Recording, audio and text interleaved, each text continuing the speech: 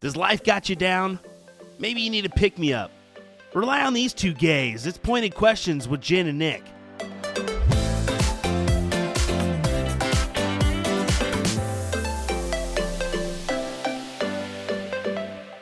Coming in not so fresh at 40 years old, it's the dark sides of the internet's favorite, that girl, the one and the only Jennifer Mounts. So we're doing this roast style. Okay, fine. Virtually sitting next to me is a man who spent over a decade in darts, one of the most beloved people in the sport, which really says a lot about the industry because let's be real, Nick is the human embodiment of this could have been an email. Just kidding, Moo, which you would not get that reference because Nick infamously has never seen any iconic movie. Insert the CSE suggested movie list that the darts players have been crying for him to watch. Anyways, he's part community manager, part content creator, part commentator, and full-time pulling off that beard. It's Mr. Nick DiChiria. I couldn't have said that intro better myself, Jen. That was the best two-sentence intro I think I've ever heard in my entire life. Everyone, welcome. It's Pointed Questions, where the podcast where we solve darts and life's biggest problems. Every other Tuesday, Jen and I will sit down here. We're going to talk about the pointed question of the week. This week, it's going to be alcohol and darts, and if you should drink as a darts player. We're also having fun little segments. We're going to confess some dirty secrets to each other, and we have a little tier list that we're going to do, and then just get lost in the conversation. Why are we here? Why do we do this? Why do we add another podcast, Jen?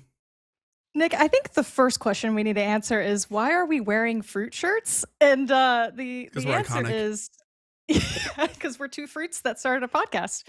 But really, that was just a happy coincidence because we just happened to have these shirts. When we were in Florida for the DPFL live event, Nick and I were perusing through a Walmart, getting our groceries for the 15-day Florida trip that we had. It was crazy. Way too long. Yeah, it was long. We were sharing an Airbnb, and I don't really remember, Nick, like how this happened, but I think we just walked by the clothing section, and then here these were. Oh, I think what it was is this was the only terrible, kitschy, what's the word? When someone just has terrible taste, what's that word? My dad.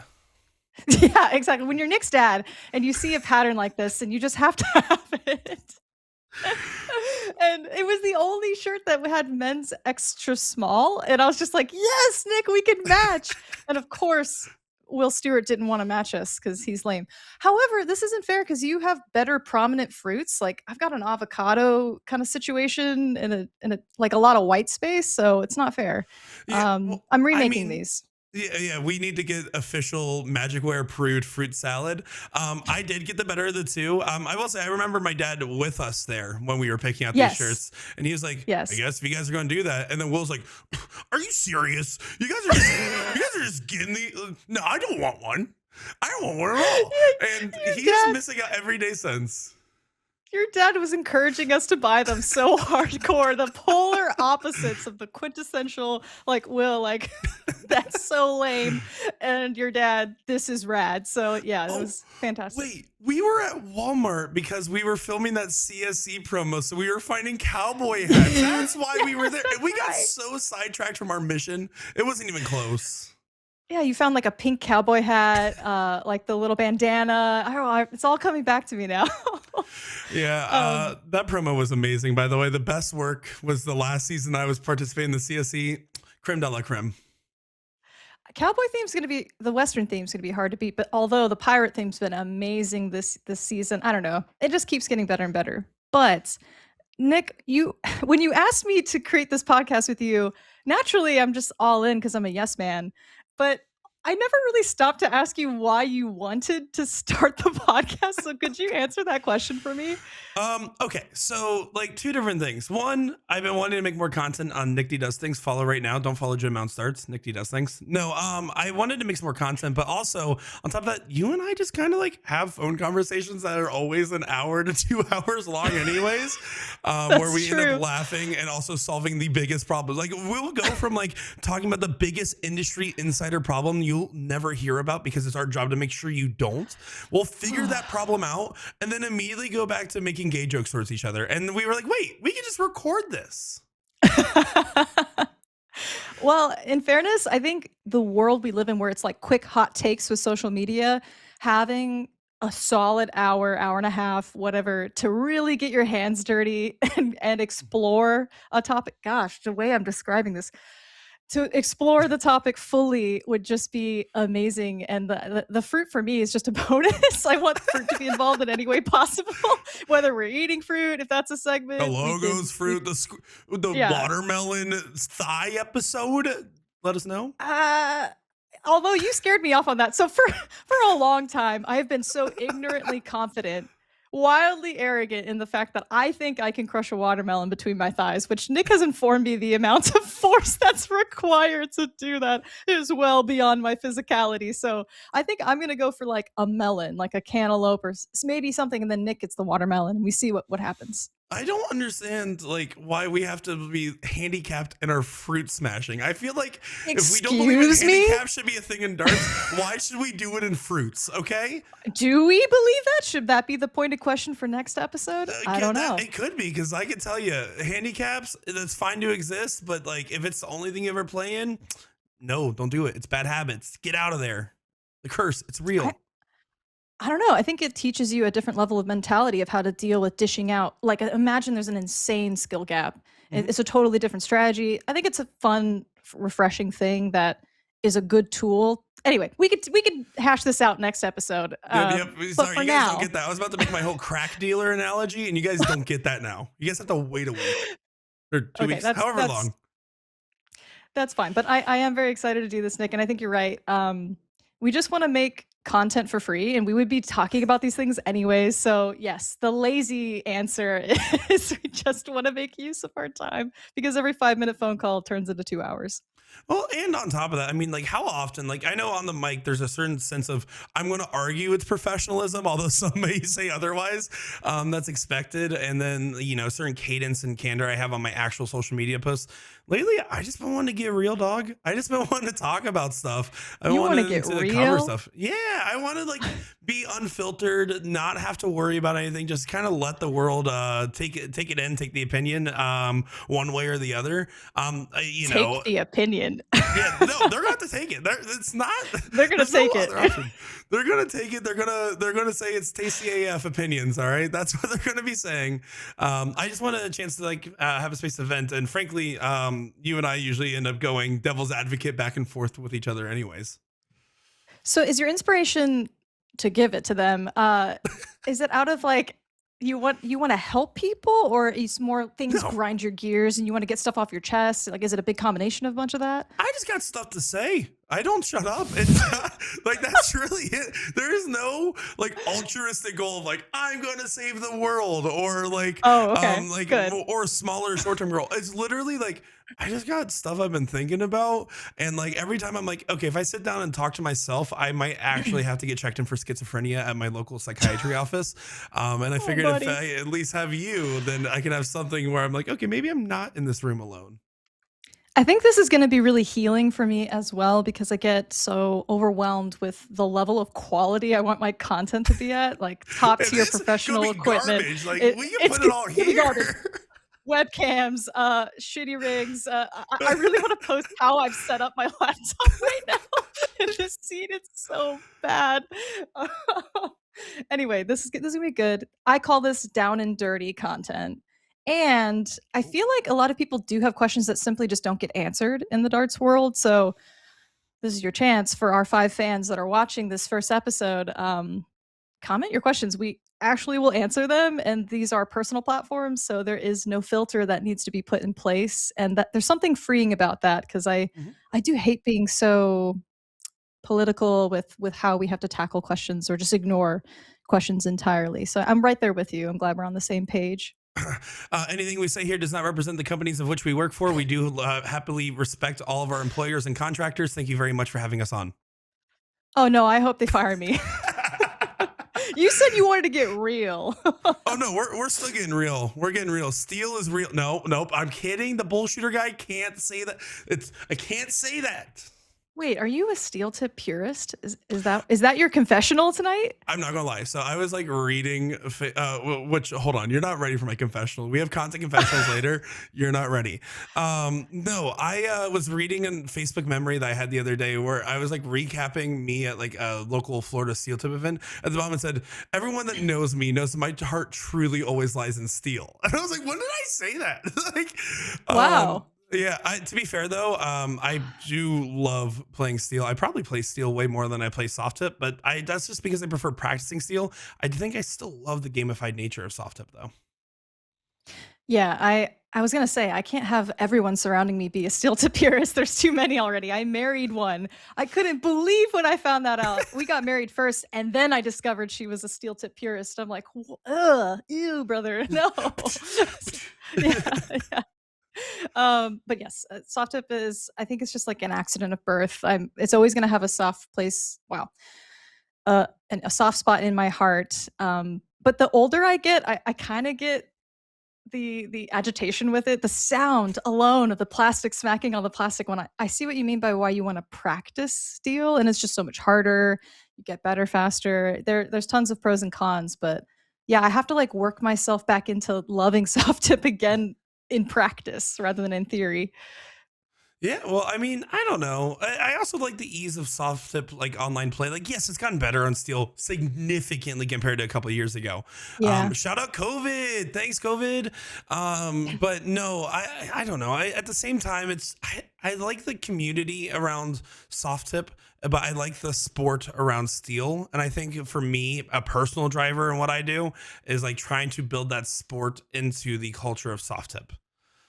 Oh, and you're single-handedly doing it because you're at every tournament. I don't know how you do it, man. How Nine of has 10 it weeks in a been? row. 9 out of 10 weeks in a row the past 10 weeks? I've been That's either at a been or is it tournament or traveling of somewhere. There a couple Florida trips as well, so they're not all work. But now that I live out of state to do this job, I do go back home now. So you remember what your apartment looks like, at hmm least. I was here. I've been here like 21 days this year, I think. It is March. It is late March. Oh my gosh, that's crazy, Nick. So, okay, you're on the road an insane amount, more than you ever were before. I have to ask because I've noticed this double standard and I worry for you guys. This is a genuine like thing, by the way. I worry for my crew because there seems to be a double standard with gender and harassment in Oh, the darts world. For please. example, for example, men aren't just like invading my personal space and touching me when I'm at tournaments. It has happened, but it is not an everyday occurrence. When I go to tournaments with you guys, men and women are all over you, getting up in your business. And there's hmm something about the allure of that live stream crew. Are you so just, are you so Uncomfortable. just, oh, uncomfortable? I was going to say desensitized because you do it so much, or is it becoming more and more of a growing exponential problem because your presence is just so known at every tournament?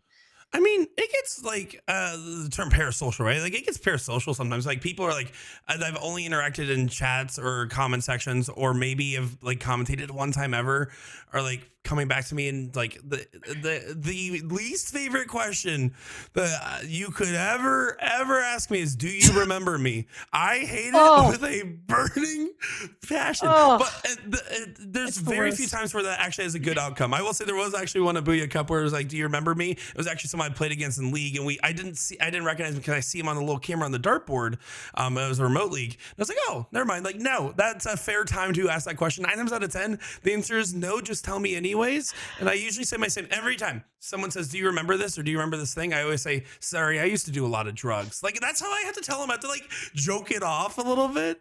But Oh man. the touching is strange. So there's certain players that can come up and give me a hug, and it's not weird. Lisa Yee can always give me a hug. She is literally the brightest star on this planet, debatably. Um, Yeah. she's Lisa, you incredible. could ruin my life. I wouldn't care.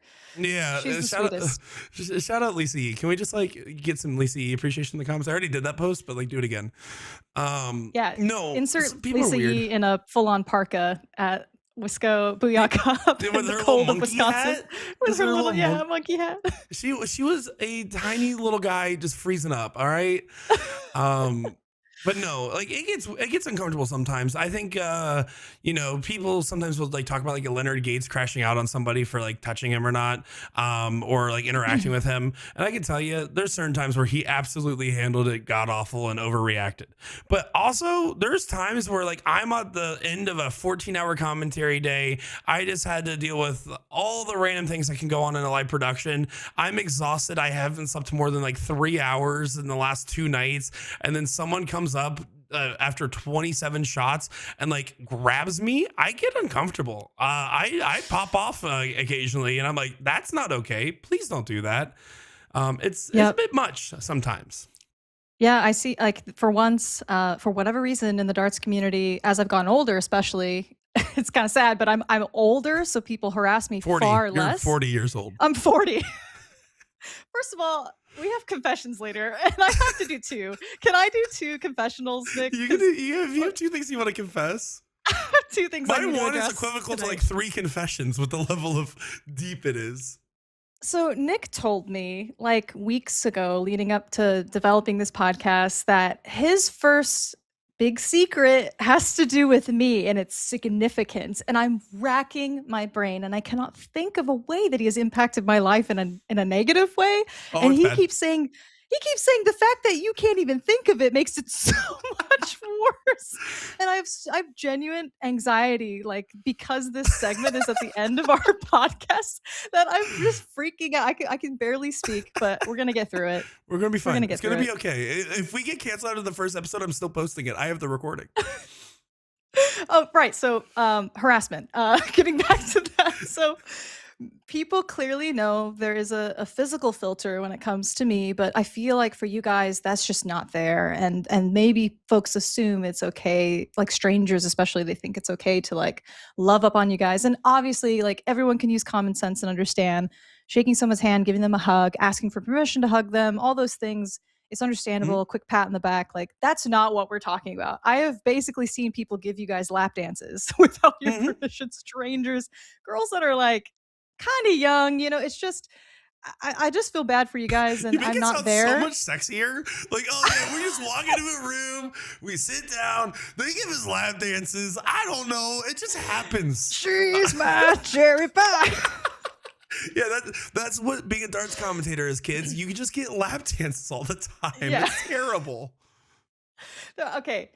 Are there full-blown groupies? Maybe, but that's not what we're talking And about. there's But it sometimes is full-blown gropies. Yeah, there are full-blown gropies. All I'm saying is for anyone out there that thinks it's okay to like peel back the curtain and just pop into the live stream production crew while they're commentating, like I want to smack you so badly. I wish I was there. I would be so quick to backhand someone.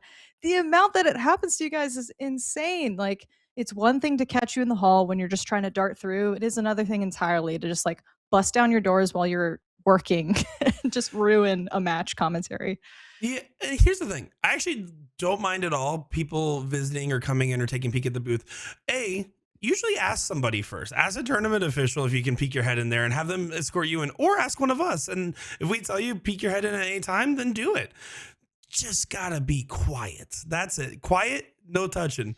That's all I ever ask. Hey guys, fun fact. This is a lesson about literally anything in life. Consent is sexy. Consent. We like consent. It's like tea. We could just make a little sign that says quiet, no touchy. You guys could wear that. Yeah, sometimes Will needs to remember that. He has this habit of like poking me in my sides because he knows I'm ticklish, and then I crash out. I did it once this weekend. I was like in the middle commentating. He touched my side. Sorry, we just finished commentating. We just turned off our mics. Touched my side. I freaked out, turned around, I smacked his phone out of his hand to the floor. And he's like, dude, not cool. And I was like, dude, I told you not to do it. So maybe no touchy is a company policy now? I'm not sure. Does he like it because you're like Pillsbury Doughboy? Typically, was that just a bad reaction?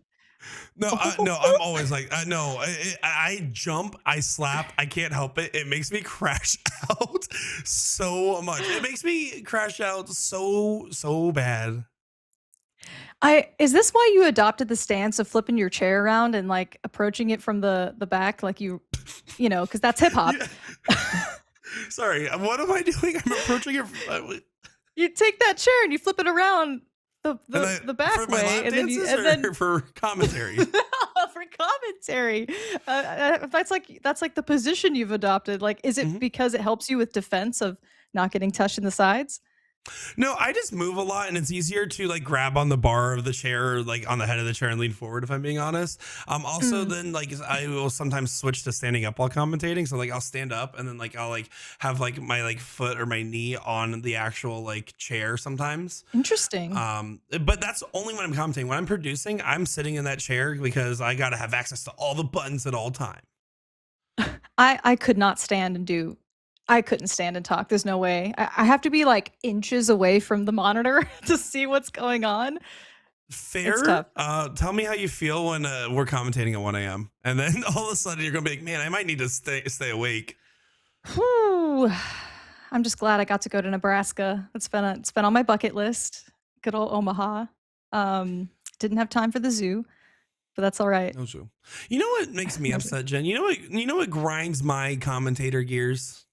What grinds your gears? Is that like so sometimes we drive to these different events and stuff like that, like Omaha. And why is it that energy drinks are doing the Baja Blast mentality of only being at certain gas stations for certain Oh, flavors? Monster Energy Drink, I'm talking to you. You will never sponsor Point of Questions unless you give me all the flavors that I like, sent directly to Rockford, Illinois. No, Casey's gas station, which is in the Midwest, is the only one that has the red, white, blue flavor, which is a combination of my three favorite flavors. And for some reason, it tickles my brain. And then I go somewhere and I can't find it any other gas station. And they have these other exclusive flavors I feel like I have to try that just aren't as good. Like, why can't we just accept that Baja Blast is sold in stores now? And that's fine. Even Taco Bell gave up on the dream. I will still say I'm like a straight from the machine purist of the whatever flavor profile was dedicated to specific Taco Bells. It's like it peels in comparison getting the bottled version in gas stations. Same to be like Coca-Cola tastes the best from the tap in a McDonald's. McDonald's Like Sprite is there's just something crispy. there's just something about it. Baja Blast is my ultimate number one favorite drink, but it's now like number three ever since it got bottled. Gotta say DP is probably number one in Mm. the soda land, but We've argued we'll about do sodas that. a few times. Yeah, Jones I don't want Jones to Root touch that Beer, one. best soda of all time. Can't convince me otherwise. They literally have these soda bottles, Jen, with pictures on the front from like different photographers that just submit photos. And on the inside of the bottle cap, it gives you like an affirmation or a fact of some kind. Oh, The you best. reminded me of Snapple, the Snapple days. Oh, Snapple All right, but facts. we have a much better tier list for today. I'm very excited for this segment coming up. All of our segment ideas, Nick, I'm actually butthurt that we didn't do like 6 this episode. We're only doing 2, but that would take like 3 hours. But yeah, we've got some pretty good ideas cooking up for future episodes. Yeah, I'm excited. So like every week we're going to rotate in and out some of the stuff we're doing. I don't actually have dirty confessionals to say every single time. Oh yeah. Surprisingly, I don't have that much tea. So that's why every time we're going to rotate out. We have different segments that we're going to do. Shout out Tommy's 2 minutes. You guys aren't even ready for that segment. You guys can't handle Tommy's You 2 guys minutes, can't handle the Tommy. but what in the will? What in the will What is in the going on? will? That's gonna Um, be the best segment. Really, I gotta be honest, guys. Jen just was like, I just want to do a bunch of listicles, and I was like, Jen, I'm Gen Z. What the heck is a listicle? I've never heard of it. It sounds like a popsicle that's like worse. Listicle. I It's still just where really you don't quiz know. someone on their general knowledge of a specific topic and they have to guess the top 5, top 10, whatever. And, we just run through and we pop up the answers like over time. Very popular format. Oh, is that what that's actually called? You've explained to me 3 times, not retained it once, by the way. Oh my God, Nick. It's okay. You have aphasia. So I shout out hashtag aphasia survivors out there. If you know what that is, you're a real Aphantasia. one. Dang it, aphantasia. See, I can't I retain do also this sometimes word. you had aphasia saying the Oh. wrong word and getting it confused though. So good job. Exactly. Exactly. Aphantasia. Look it up. It's It's like crazy. I still Fantasia, can't believe it. the movie. It's just like It's not. Oh, it's the same yeah. thing. That's a trip. I haven't Yeah, seen it's that crazy. movie. I know you haven't. You haven't seen any movie. Wait, You have you seen 50 First Dates? That was the quote that I no. had from before. Yeah. 50 No, First I did Dates. see Never it on never seen TikTok the it. other day. Like it came up. No, see, the best little tidbits out of context, especially when it comes to like an Adam Sandler comedy. Like, no, like don't watch movies that way. We will sit down together. Although my suggestions on your movie list are very out of left field compared to everyone else. They're like covering all the classic like or cult classics, I should say. But I'm like, I just want to watch Sister Act with you and Sister Act 2 and Spanglish and like the menu and I don't know, just I The like Menu's all. great. I have seen that one. Oh, you have seen the menu? Okay, Yeah, I saw nobody that likes one. it. I love that movie. How does no one like that? That there's- movie's great. I don't know. Every time I press them on it, they're like, I just didn't get it. I'm like, what do you mean by that? Are you What only do you talking mean? to Will Stewart? Because that was your Will Stewart impression. I can't do a Will Stewart impression. Every You time I said- try to get You just nailed it. That was the impression. my voice isn't deep enough. It genuinely upsets me that I can't do a Will impression, but I always just try to get into the headspace like "Ugh." Just frustration. Like really Like male aggression and grunting is your impression of Will. Yes, Like that's all all I right. can muster. Here's yeah, I don't even like the Menu. Like I tried to watch it and I can tell you there's just it's not Happy Gilmore. Like you see Happy Gilmore and there's golf clubs and there's Adam Sandler and you just watch the Menu and it's just a bunch of gay stuff. That's my Will Stewart impression. It's like Although he wouldn't it's say like a he's bunch in of the gay room. stuff. He's He right would never here. say a bunch of gay stuff. Yeah, but he is right here. He would call us a bunch Oh of gay gosh, stuff. Nick. We're a pair of gay bows would be the technical term, I think. We're the fruit to your salad? Do you remember your dad freaking out about what even is fruit salad? It can't be a salad. He Like hasn't this was a stopped. pain point. This was a pain point of his. It's intense. Fruit salad to me is at least at least 3 different fruits that are put into a bowl with some type of combining texture of liquid or condiment. I see. That's I'm my about it. foundation. I accept. Mixed fruit mean- is just a bowl of fruit. Yeah. That's fine. So you need a binding agent Yeah. to toss it together. Okay. So like if you That's put fair. marshmallow fluff in it, like the Midwest does for some reason with literally everything, that's like by Right. the way, culture shock. Living here and just seeing marshmallow fluff like mixed into Oh, different things as like man. a standard practice is insane. Yeah, I mean, what an interesting life you've lived. You went from Ohio to Florida to Rockford, Illinois. I went from Washington State to Kentucky to California. So we've really covered a bit of distance there. Speaking of the Midwest, how many crock pots do you now own since you've been there a few months? 0, I'm never home. When would I use it? You could just leave that guy running, go to your I- event, come back, got a delicious meal. Make a perpetual stew. Have you been watching perpetual stew talk? It is the best thing Yes. and the worst thing. It's like a science experiment. I love science, Jen. Yeah. Yeah. I don't know. I don't know if I can get down with that. But like broths, I can get behind like a broth brewing for quite some time. I don't know, man. Just a perpetual stew though. Yucky. Jen, I'm coming over and you're gonna make me something in a crock pot. What are you making me? What's your go-to Jen Mounts trying to impress crock pot? Probably like a chicken tortilla soup and then have some like fresh, avocado slices, sour cream, salsa to top that. Oh, and definitely like just like homemade tortilla chips, deep fried to like put into Sounds that. wonderful. Yeah, something like that. I don't know. I'm not really a crockpot girl. I really love inefficiently making only one meal for 2 people. Like I can't mass cook. I can't meal prep. There's something about it that just my brain can only fixate on the here and now, and I just want to make one delicious like meal. So I'm not a crockpot kind of person. I want to stress myself out and be extremely anxious, and I want to work 3 times as hard as I need to get that meal done. That's my style. I took some salami and shredded cheese and microwaved it for 2 minutes and ate that the other day. Oh my god. It was awesome. It was great. Well, then I wanted to chef it up, so I put like a little bit of like seasoning on there, like some Cajun seasoning, garlic powder, and a little bit of like minced onions. Way to like elevate dried that minced onions. dish. And then I put a little bit of garlic aioli and Tabasco siracha on top. Oh, I would like to boy. remind everybody, I know I live in a recreational state. I don't smoke weed. This is just, that was just dinner. Oh my God, Nick. Okay, what's the most? You're such a bachelor, my guy. What do you mean? What's? This is a perfectly normal living setup I have here. Hold on. They call you know how they call it girl dinner? There's like a thing for boys now. Boy kibble? It's called boy kibble, where Is that you just got this? like your.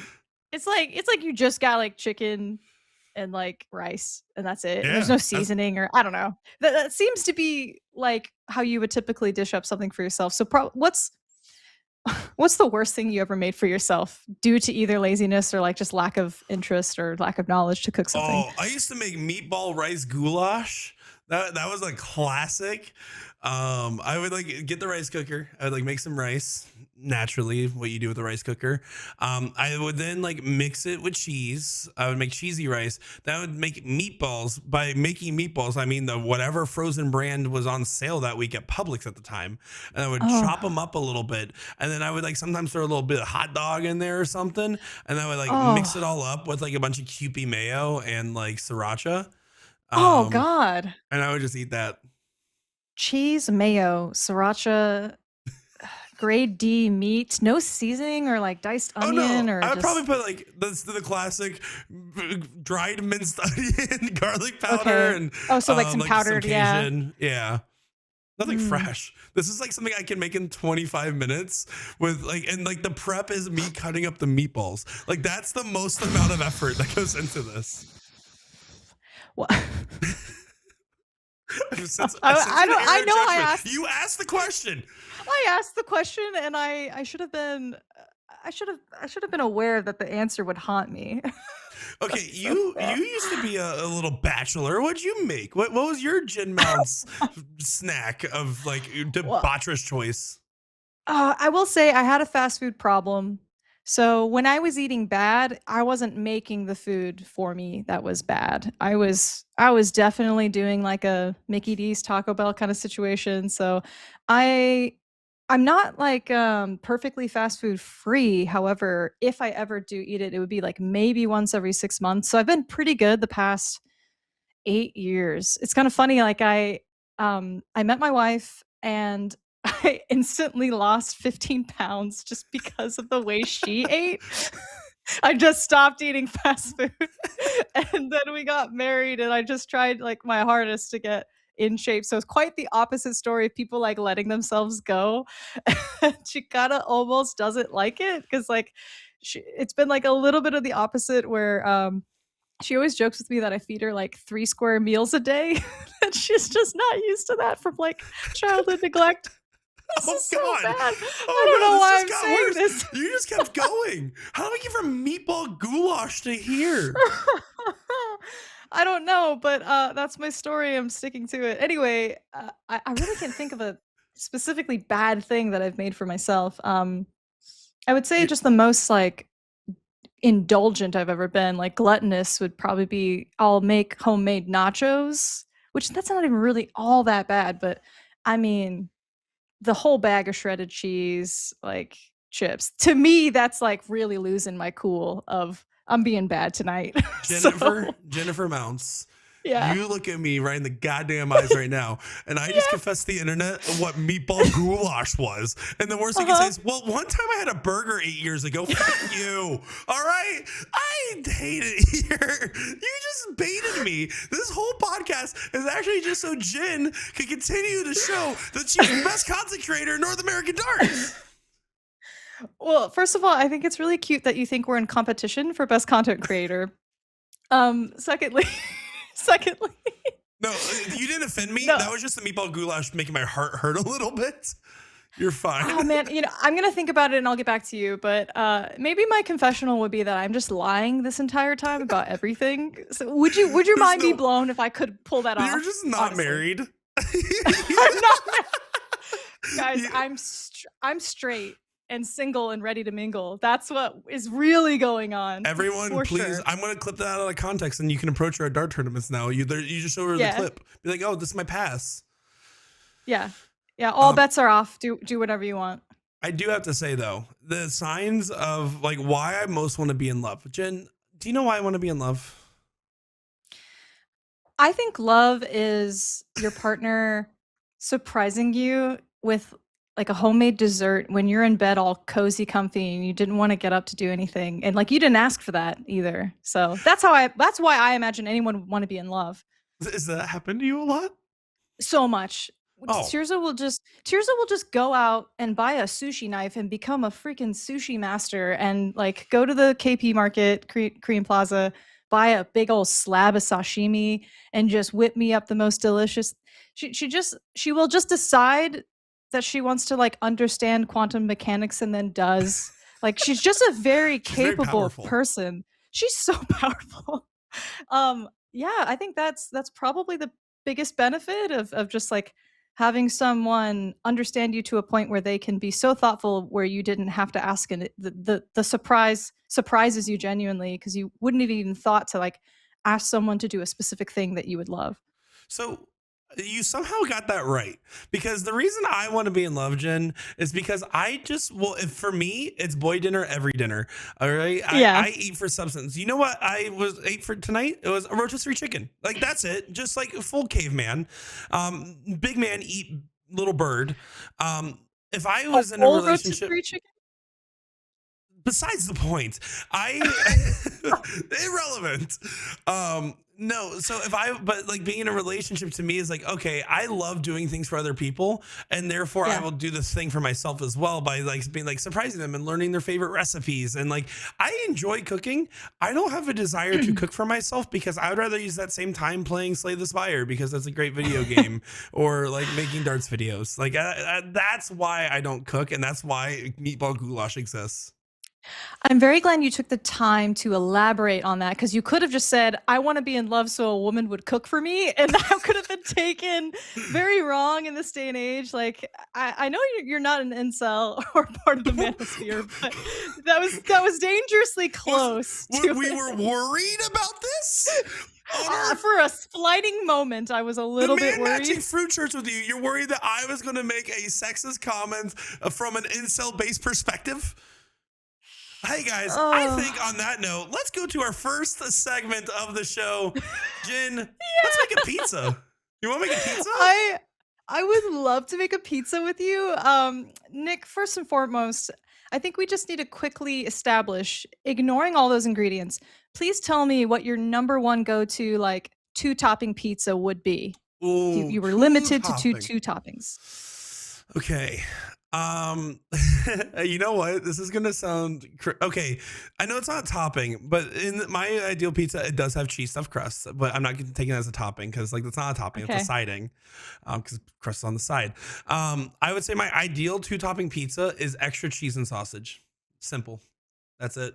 What kind of cheese? Asiago, Parmesan, Yes. Not Parmesan. No, mozzarella? I want it stringy. I want it gooey, some Okay. mozzarella up in there. Extra Um, mozzarella yeah. sausage. I want to have my arteries hurt when I eat pizzas typically. I could get down on that because mine's very close. It's just sausage mushroom. Or if sausage isn't available, I'll take bacon mushroom. So that's typically what I would do. But like getting older is Okay. me realizing Supreme Pizza is actually probably the best pizza kind. Like I Yeah, never that's as a kid yeah. liked it too much going on. As I got older, I'm like, pretty good. It's like 5 ingredients. Like that's not too much. I don't know. I love it. What I've I always loved it. 8-year-old in Ohio, too much going on there for this palate. All right, now I can handle it.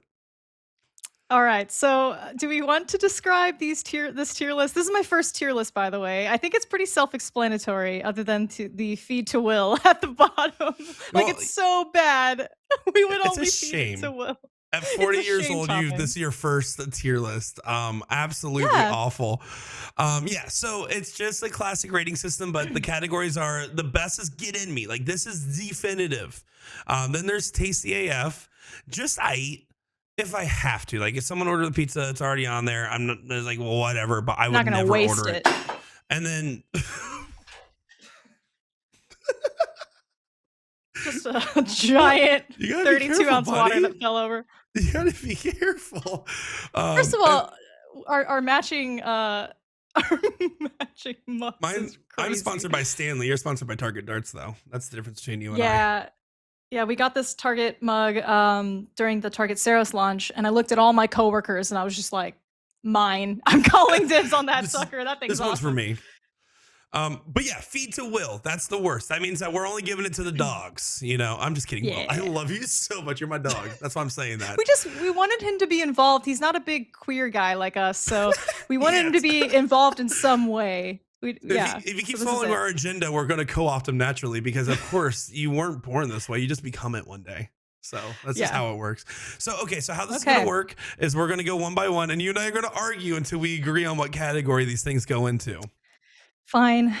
All right. I uploaded them in order of category, as you can see. So we start with the sauces. Let's get with the base of our pizza. Are you a white sauce kind of guy? Or are you a red sauce kind of guy? Red sauce by far is the correct answer. Like an Alfredo Agreed. pizza is a change up pitch. You do that every now and again. You know, you don't start with Alfredo, you don't end with Alfredo. It just is like, oh, it's a Tuesday, once a month kind of pizza. I agree. I think the red sauce has to be like get that in me because it's the glue that, or sorry, it's like the foundation to the pizza in my head. If you just had nothing, it would be a little odd because you need that brininess from like the tomato, the red tomato feel. The white sauce, I would argue it's gonna go into the if I have to, just because I'm not. It's like a little thick and rich for me, whereas I want that to come from my cheese. So I don't know, Nick. How do you feel about that? You want what to come for your cheese? No, sorry. Welcome to the podcast. I don't know. I think white's like, again, it's just I wouldn't It's be just I. upset. Yeah, like if I went to Yeah, you're right. okay, if you showed up at A to Z's warehouse and they were having pizza day and the only pizza left was Alfredo pizza, you wouldn't be like, if I have to, you'd be like, oh, okay, I still get free pizza. And like if I have to is like I'm starving and this is the food here at the gas station that I'm buying at the middle of Okay, the night. I don't know. I got you. I'm with you. I'm That's with you on fine. the red sauce too. I think that's completely valid. All right. Is this Next up, we've got our mozzarella? cheeses. That is mozzarella. Got to be getting in Mm. me. I want that. I want that soft, subtle, like beautiful stretch to it. It's just got the perfect texture. It's not overpowering. That's the glue that holds it all together. Yeah, I think it's valid. I mean, if you don't want mozzarella on your pizza, assuming you're not lactose intolerant, then it's fine. Also, can we just talk about Wisconsin for a second? Do you have a second to talk Sure. about Wisconsin? Are you busy? I mean, Um, I'm doing something right now, but fine, go ahead. That's fine. Okay, perfect. When I went to the Doug Sports Pub Darts Championship in Plover like forever ago, hashtag not sponsored. I went there and like we went across the street to go eat, and they're like, "Oh, do you want some cheese fries?" And I was like, "Yeah, I could go for some cheese fries." Thinking, nacho cheese on a French fry. That's what I'm thinking is happening here. Uh huh. What I ordered was apparently not that. Cheese fries to them is a flatbread pizza that's in a circular shape, cut into like square or like rectangular breadstick lines, and just the thickest layer of cheese you've ever seen, and like a thin layer of dough, no sauce. Is that a Oh pizza, or is no, that just like bad for you? no, that's a that's a crime. Is That's it? just eat your cheese curds and just give it up, I Wisconsin. Come I on. I ate the whole thing. Did you like it or did you eat it out of necessity, I can tell you, sustenance? you could tell I ate it because when I started commentating, there was no energy in there. It was gone. I was Oh, too busy processing all the lactose in my body that had entered. see, here's the thing. As bad as I want to be with cravings that I have, I always think to myself, like, okay, if I'm gonna like gorge myself, it's got to be worth it. It has to be delicious. Otherwise, to put that amount of cheese in my body, I want that sucker to be a cheese plate with like some brie and honey and balsamic and Castelvetrano olives and some like a beautiful cracker, like some prosciutto. I, Copa. I can't do like just 90% tasteless cheese with a little bit of like bread. That's not Oh, okay to me. I can. The Booyah Cup Friday literally ate a giant, like I ate 12 ounces of summer sausage and 24 ounces of cheese curds. Oh my god, dude. I was an How are you athlete, Jen. alive? Wait, I'm not I going to don't be for much longer. When I'm your age, Jen, it's game over for me. I don't I was almost gonna ask you about your bowels, but I'm just gonna leave that alone. Let's move on. Yeah, Parmesan cheese. How Parmesan about cheese. that? So I'm a big fan of like freshly grated Parmesan, but I went with that image just because like I know that's Sure. gonna be familiar to people. If it's that exact craft, like preserved cheese, I would just skip it entirely. It used But to if go in it's my some meatball fresh goulash. I used to Parmesan, actually use this cheese on meatball goulash sometimes. oh, oh, Nick. Yeah, I mean, like fresh grated, I'm gonna say it literally complements any kind of pizza. I would want that on there. So that would be a get it in me situation. If it's the bottle, I would say it's just I. Let's just assume it's like just semi-freshly grated, somewhere in the middle. Like it's at a pizza shop that's been sitting Mm-hmm. for the day, but like it's Mm-hmm. not crafty there. So like let's just assume somewhere in the middle. But like I'll be honest, it's just like It's I just don't I. know. I don't think it ever like changes my opinion of the pizza. Like honestly, the only time Parmesan cheese will take a bad pizza and make it better, but it does not make a good pizza even better, in my opinion. I don't know. Am I crazy? Am I That's crazy? fair. I agree with that. I agree with that. But it will elevate a fantastic pizza in a big way because you're Nah. gonna get that salty umami. I don't know, man. There's We can umami in we there? can, I don't know what umami well, is to this day. I just like whenever I see it on a menu, I know I like it, so I order like umami butter with steak. It's delicious. Don't know what it yeah. is. Let's go. Let's go. There's two different meanings there. There's the thing, and then there's the experience. It's like saying mouthfeel or savory. It's like saying savory, umami. I'll be Anyway, honest. Every time I hear the word umami, I picture sea urchins. I don't know why, and that's what I think umami is. It's like just like that's sea that's urchin guts. that's unagi, I think, Hey, there right? it is. I'm pretty sure. I'm not We're Japanese, but I'm pretty sure. hey, you're close enough. All right, let's go with just right. Just right. Perfect. Go. I like Okay. your go picture, by the way. Yeah, you You get should it, have right? just It's done goat LeBron cheese. James or something. Like you should have just Phil Taylor's right there. You just put Phil Taylor. Taylor's face. Nick, you're so funny, man. Thanks, Jen. Uh, That's why we're doing this. yeah. Goat cheese has to be divisive, right? Some people are allergic. It's a strong flavor. I think it goes well paired with a certain thing, but I'm curious to hear your thoughts, Nick. Pretty good. I like cheese. Here's the thing. I always like cheese. But again, I think Parmesan, unless it's like baseline added into the pizza, is more of just Hmm. like a topping additive. It's the same reason like I don't use salt and pepper shakers at the restaurant. Like that's not a Right. thing I do because the dish should already have the appropriate amount of whatever I need. So I don't put red pepper flakes or cheese on it unless I need to. Except at Olive Garden because I like making eye contact with the waiter. It's So cracking the fresh pepper. no, like the Is that what you're cheese, like talking when they do the little like Oh, Parmesan wheel, I literally Yeah. I have a bit that I do where I just make eye contact with them and never say the word stop until someone at my table gets Oh uncomfortable enough to my say it. God, Nick. Um, y- the level of commitment to bits I've never seen anyone else pull off. And you're right, there will always be someone at the table that's panicking that you're not saying stop. So I would love to be in on that bit with you, and I will not say let's go stop. to Olive Garden sometime, buddy. We can do that. That's in our future.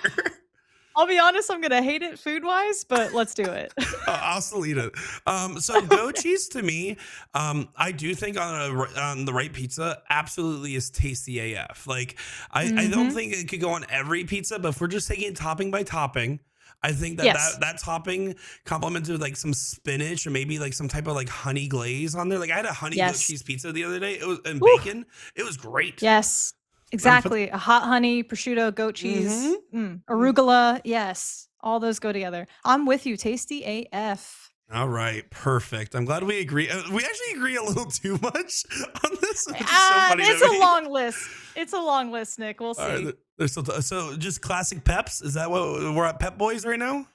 I think pepperoni has to be universally the favored topic out of or topping out of all of these options. But I'm gonna say it's only tasty AF. Yeah, no. Get in me has to be one of the goat toppings. Cheese and Yeah. sauce, goat toppings. Yeah, But has to be there. It is tasty AF. Like I do love me a pepperoni. I will always be happy it's on my pizza, but if it's not my favorite pizza topping. But Exactly. this is my little sausages. What are these guys? This is a beautiful, crispy Italian sausage. It's got some fennel. It's got some salt and pepper. It's got oh fuck! It's get it in me right God, now. get it That's in what me, it is. Jen. Get it in me. Incredible topping. Incredible. The No best words. meat topping. Yes, definitive best meat topping. Science Seal delivered. If you guys disagree, stop watching the podcast right. Actually, no, please keep watching. We literally Please keep need watching. the viewers. Hey guys, how about Because right this? now If- it's just Will right now. Yeah, it is true. Let's be honest. Hey, if this podcast blows up, we're gonna have a Patreon and we're gonna make these pizzas and compare them. How about that? We'll do that. We'll do that right now. If this podcast becomes successful, we'll do it as a Patreon episode where we make pizzas together. I just want to do that anyway, so we have to blow up now. Yeah, we'll just record it and then not post it till for way later. Oh my God, you're so right. Okay. Next up, we have bacon crisping up in a beautiful cast iron skillet. It's not the best looking bacon, but I would say like the right kind of bacon topping could be amazing. I'm going to say tasty AF personally. But like, okay. A lot of times when I get bacon, I feel like some pizza places just use bacon bits, and like, that's not it. That's not the move. Okay. I do think bacon is a pretty good, but so salty. Like it is such a salty topping. I don't care. I love it. I'm a salt kind of guy. Yeah, you do come off as a salt kind of guy. I'm a salty guy. I'm a salty gal. You need your Clearly, I threw my water. There's a pool of water on the ground, by the way, guys. Like, I'm just gonna deal with that later. That's a later problem. That's a later problem. Yeah, that's fine. I would say I'm okay with it being. I think it might go tasty AF. Like here's like again, like I just said, like bacon, honey garlic type of thing, delicious. Hear me out. Yeah, I'm hearing you out. Cherrywood smoked thick ass bacon, then sliced thinly, then sprinkled on that bitch, and just so delicious. ASMR Jen describing pizzas. You're done. You win. Done. Prosciutto though. Now that's a good meat. Okay, but problematic meat, right? Because it kind of is a cold topping on a hot pizza. It usually doesn't go on first.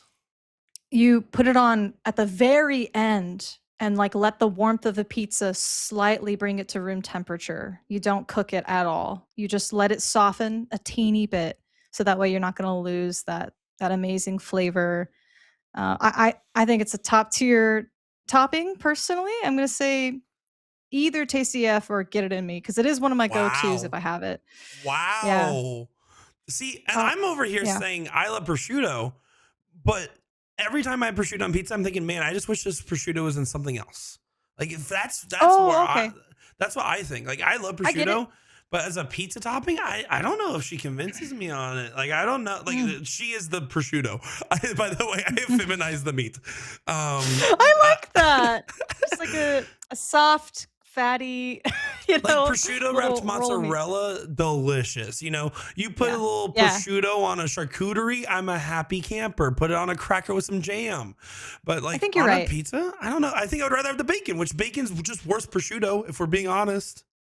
Okay, here's the thing. I never have bacon in my house, and I always have prosciutto and fancy cheeses in my house. And I think just out of proximity, it's higher ranked in my head because of that. So I'm gonna go ahead and check myself, and let's put it in just I. It's just I. No, Jen, on pizza. I gotta ask. Yeah, on pizza. This is not a meat tier list. For the record. Yeah, exactly. Spam. That's a tricky one, dude. Because I so like here's spam. The thing. Here's the thing.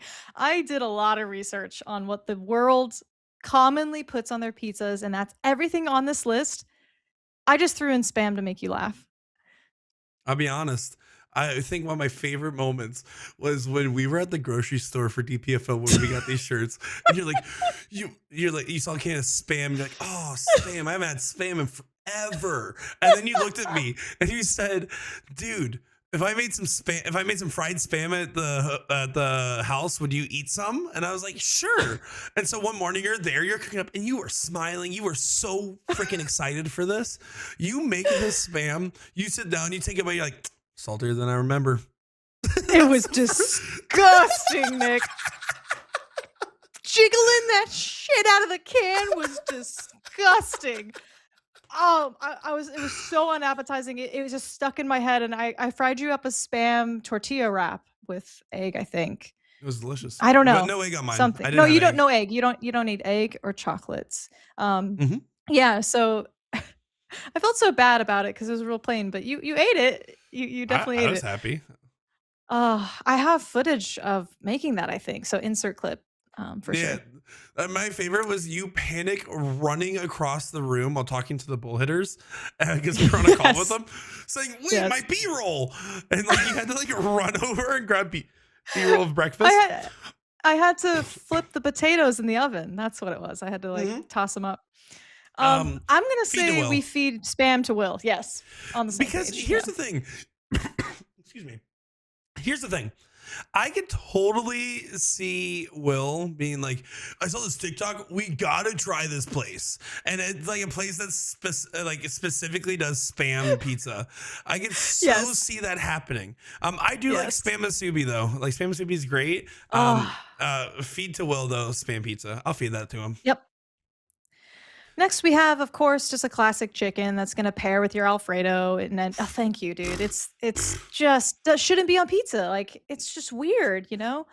It's a 90% of distraction. the time, if I order chicken at a restaurant, it's because and I'm not talking fried chicken. Fried chicken's different. I don't fry chicken at home. That's too much steps. Right.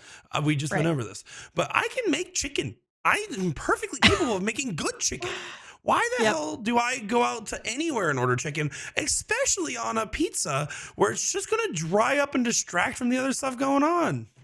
Well, like a chicken marsala, some kind of like specialty dish, I can do a that. tiki chicken marsala. But you can do that shit. Uh, Okay. All right, yeah, Nick. you just put some sauce in a pan, some chicken, and mix it all up.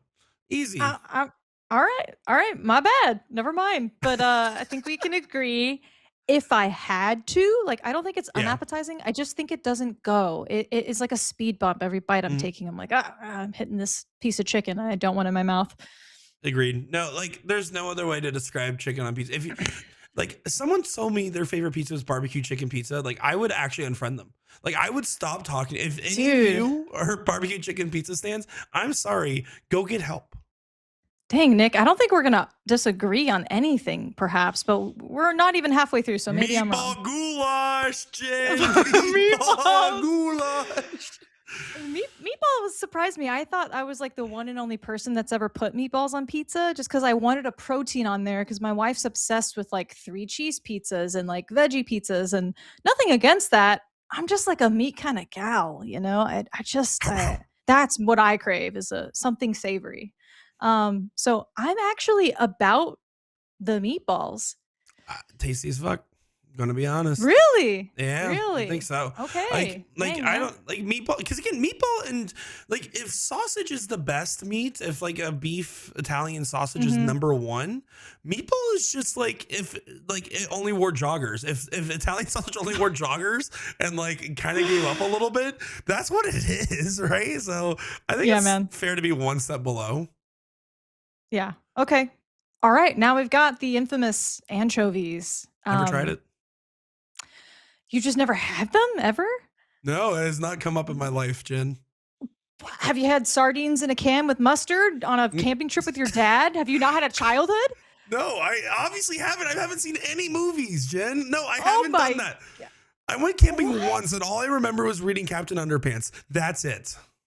You've been camping once in your life? Yeah, like, just Wow. one time. I wasn't not a big camper, big nerd, soft hands, stay inside. Okay, I need people to comment in. Is camping is just a rite of passage that everyone does a lot, right? Or is it just because I'm a Pacific Northwest girly, born and raised? I'm not saying I'm I wouldn't confused go now. camping again, but like camping is like just like role playing homelessness for me. Like I don't love the feel, Oh, not Nick. the vibe. Oh, it's go like one hiking, of the best go watch pastimes with stargazing. friends. Best pet? No. Have you ever done drugs? Yeah. Way better. I'm gonna be honest, I have, and they're pretty freaking cool sometimes. But no, like, man, like connecting with your partner, like I don't know, it's hard to do for me as an adult. Like, especially like I'm so bougie, I need like something soft to sleep on. So that's my issue is just the sleeping part. Everything else around camping, I love, but I'll take. We'll go. We'll do a friend getaway. You wanna We do a gotta little change camping your trip? mind. Yeah, we gotta change your mind on this. I will try Burgers around the anything fire. 7 times. Okay. I will change. I will try anything thrice, but not 7 times. Nick. No, I What? just keep going. I just keep going. Oh I'm my back in the box again. God. I'm back in the box again. No, I would try it Oh. again. Like I have not actually tried as an adult to go camping. So, Yeah. actually, I don't know if I can tell this story, but I'm going to anyways. The last time I slept in a tent was on a trip to Ohio, and then I was 18 years old, and I had a girlfriend at the time living in New York. So on the way back back, we took a detour. Me and my two friends drove from Ohio to New York, which was not bad on the way back to Florida. Drove up there. I dropped them off at like NYC Pride. And then her and she still lives with her parents. I was 18, she was 17. So we got a tent and like went up and like hung out in the woods. Wow. Yeah. Yeah. And let me tell you, See, I remember I think you're missing out. this is uncomfortable. Like this the entire night. Nothing to do with the girl. Everything to do with the rocks and dirt and stuff. Okay. Yeah, I'm committed to changing your mind. It just has to be the right environment with the right people. Well, I'm Okay. gonna let you lead the way here on anchovies because to me, actually, I have had anchovies in a Caesar salad. I can say that, like a Yes. true Caesar, and that's delicious. True Caesar. Yes. I don't think that sounds delicious on a pizza. I'm gonna be honest. It's, I mean, I love salty and briny things. Anchovy is very powerful, so I think I'm struggling because I like weird stuff like that. And I would always eat it out of excitement because it's new and different and weird and a lot of it, it's just very powerful. Um I'm gonna put it in the if I have to corner because I would never intentionally order it, and I think the most people would never try it. So it's kind of I'm feeling a little socially pressured with no one here to pressure me to rank it low. All right. You know what? It's probably fine. It can live there. The fishes are swimming Okay. in the bottom of the sea. Okay. Is that Canadian bacon? That sure is Canadian bacon. That's why I put pineapple next to it, which we got to get to. I Oh. feel like friendships have been broken over the pineapple debate. People get intense, man. Well, hold up on your pineapple, girlfriend. Yeah, We're you're right. still on Sorry. Canadian bacon because I have an opinion on pineapple. Um, I have an Canadian opinion on bacon both these things. is just I'm gonna be honest. Like I just stayed at a hotel the other day, and in the morning they they just had a bunch of Canadian bacon, and that was like one of their main options for breakfast. That and turkey bacon. I was like, okay, I guess I'm gonna have this. Wow. And then they had plain provolone or American cheese and like a little sauce bar, and you can make little sandwiches. And Oh. that was actually pretty cool.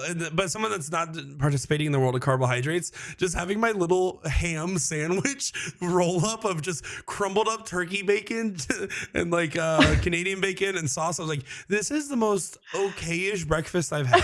So for me, it's just again, if there was like a combination pizza with that topping included, I'd probably eat it just fine. I don't think I'd be upset. So like I would have to be in a particular mood or in a group that's ordering it. I don't think I would personally order Canadian bacon.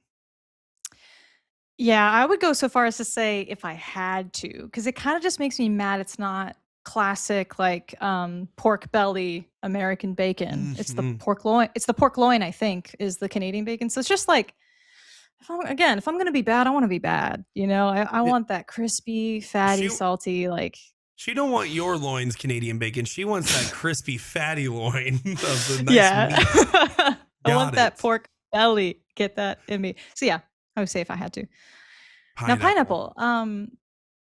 Here's the thing, man. I like it with American bacon. Don't like it with Canadian hmm bacon, but I don't hate hmm it. I don't hate it at all. I like it, man. I used to go to this pizza place that used to put like little like sliced macadamias with the pineapple on the pizza and then like some actual like bacon on it too. Um, Oof. one of the craziest pizzas. Macadamia, don't put that on pizza. I don't miss that part. Pineapple is delicious. And it's delicious on pizza. I'm sorry. I'm sorry that it offends you that Yeah. pineapple's on pizza. We can just admit it is delicious. It's a change up pizza. It is not. If it is your favorite Yeah, pizza, you're yeah. wrong. If you're ordering all the Yes. time, don't. Exactly. It's like I don't necessarily want a super sweet pizza all the time. Like that's hmm absolutely agree. Change up pizza. What are we ranking it though? Are we gonna say it's just alright? Are we gonna be daring and give it a tasty AF and So piss again, people we off? like prosciutto, but like we can't prosciutto every time. Alfredo's Yeah. fine. Like I think it probably does belong in that category because everything in tasty AF every single time I want. Pineapple, there Got is it. times where I probably am not like 100% in on it. Okay. I'm with you then. Just All alright? right, but jalapenos, however, Mm. I'll be honest. I love spicy things. I love jalapenos. I Mhm. don't think I prefer it on my pizza. I'm a bell pepper Andy. Give me like bell peppers for like crunch. But Yeah. jalapenos on pizza, I feel like are so distracting. Yeah, I don't want a classic, like, Mexican build on a pizza. I want Okay, I wanna stay more classic What's Italian flavors. what's a classic Mexican build? I'm sorry, I gotta ask. Like, imagine a taco salad on a pizza. Like, I don't want romaine lettuce and Fair. and lime and cilantro and jalapenos. Like, I don't want I don't want those ingredients Okay. All right. on a pizza. Also, I also love spicy foods, but I have shed a tear over a rogue jalapeno seed getting in my mouth. Like, they can be they're scary, dude. Like, they're sleepers. I don't know. Yeah. I get scared to eat them with my nachos. I like them. I like pickled jalapenos in that way, but yeah. Sometimes I put pepper spray on my tongue just to feel alive again, Jen. Oh my god. You do an amazing job having a social public persona of being so kind and optimistic, and like the deep dark emotional turmoils you're going through on the inside. It's such a stark contrast, my guy. Yeah, Real yeah. talk. Yeah, we're on a floating rock in space, guys, and nothing matters. I'm just trying my Yeah. best to hold it down. Yeah. Yeah, I feel like yeah. I've earned the right to say that. That's fair. Well, I always say there's a difference between Nick and Dominic. Not me and my dad. We're basically the same person. But like Nick and Dominic, Yeah. myself. Nick is the out there like, hey, blah, blah, blah. And then like secretly there's just a really sad boy that's with pepper spray in his room, I guess. I don't know. The pepper spray might be a bit dramatic, but um, if I have to, I will eat a pizza with jalapenos. I don't think it's gross. I don't think I'd feed it to Will because he doesn't like jalapenos. Oh, see, I'm gonna feed it to Will because I have to. Like, I would pick them off of the if I You have would to pick him off. pizza. I would pick them off. I'd be that girl. Yeah. You would pick him off. I mean, Hmm. I'm not gonna argue with you on it simply because I just don't care enough about jalapenos to like defend them. Fair. I'm not gonna be the one in their corner, but mushrooms, tasty as AF. Mm. There's just no other way. Mushroom, so good. Mu- Dude, exotic mushrooms. Like, when we get into just the mushroom world, get them in me every which way. Mushroom in ramen, mushroom on pizza, mushroom just scrambled up with anything, like an omelet. I'm having a hard time settling with the tasty AF, but I'm gonna Well, leave it up to you. I would vote it okay. get it in me immediately. I'm looking at the rest of the list here. It very Mhm. well is probably the best vegetable now that I think about it. And best Mhm. vegetable probably deserves get it in me. I'm thinking because like the Yeah, only other like bell peppers are good, but I think mushrooms add better flavors. Um, is garlic a and they vegetable? absorb the Can I? flavors. Say what now? Is garlic a vegetable? Yeah, it's a root vegetable. Oh, then never mind. It's the second best vegetable because garlic exists. But okay, no, I would say get it in me. I become a big mushroom on pizza guy lately. It's like it's the only how about this? It's the only vegetable that I wouldn't be like put to tears if there was no protein on the pizza. I would be like, at least there's mushrooms. I can get that sort of faux I'm eating meat feeling. It's like sort of a substitution. So I rate it really high. My only counter argument is there is such a thing as too much mushrooms on a pizza. There is. I don't think I've ever had too much meat on a meat pizza. I've had too much mushrooms on a mushroom pizza. Mm, hard disagree, but it's okay. All right, get it in me, Jen. I don't know what this next thing is. What is that? You never seen a fig? No, It's a I've been it's a called that. fig. What? I don't. So I've never had a dude, fig in my life. I have a 40-year-old. I have a fig tree as old as me in my backyard.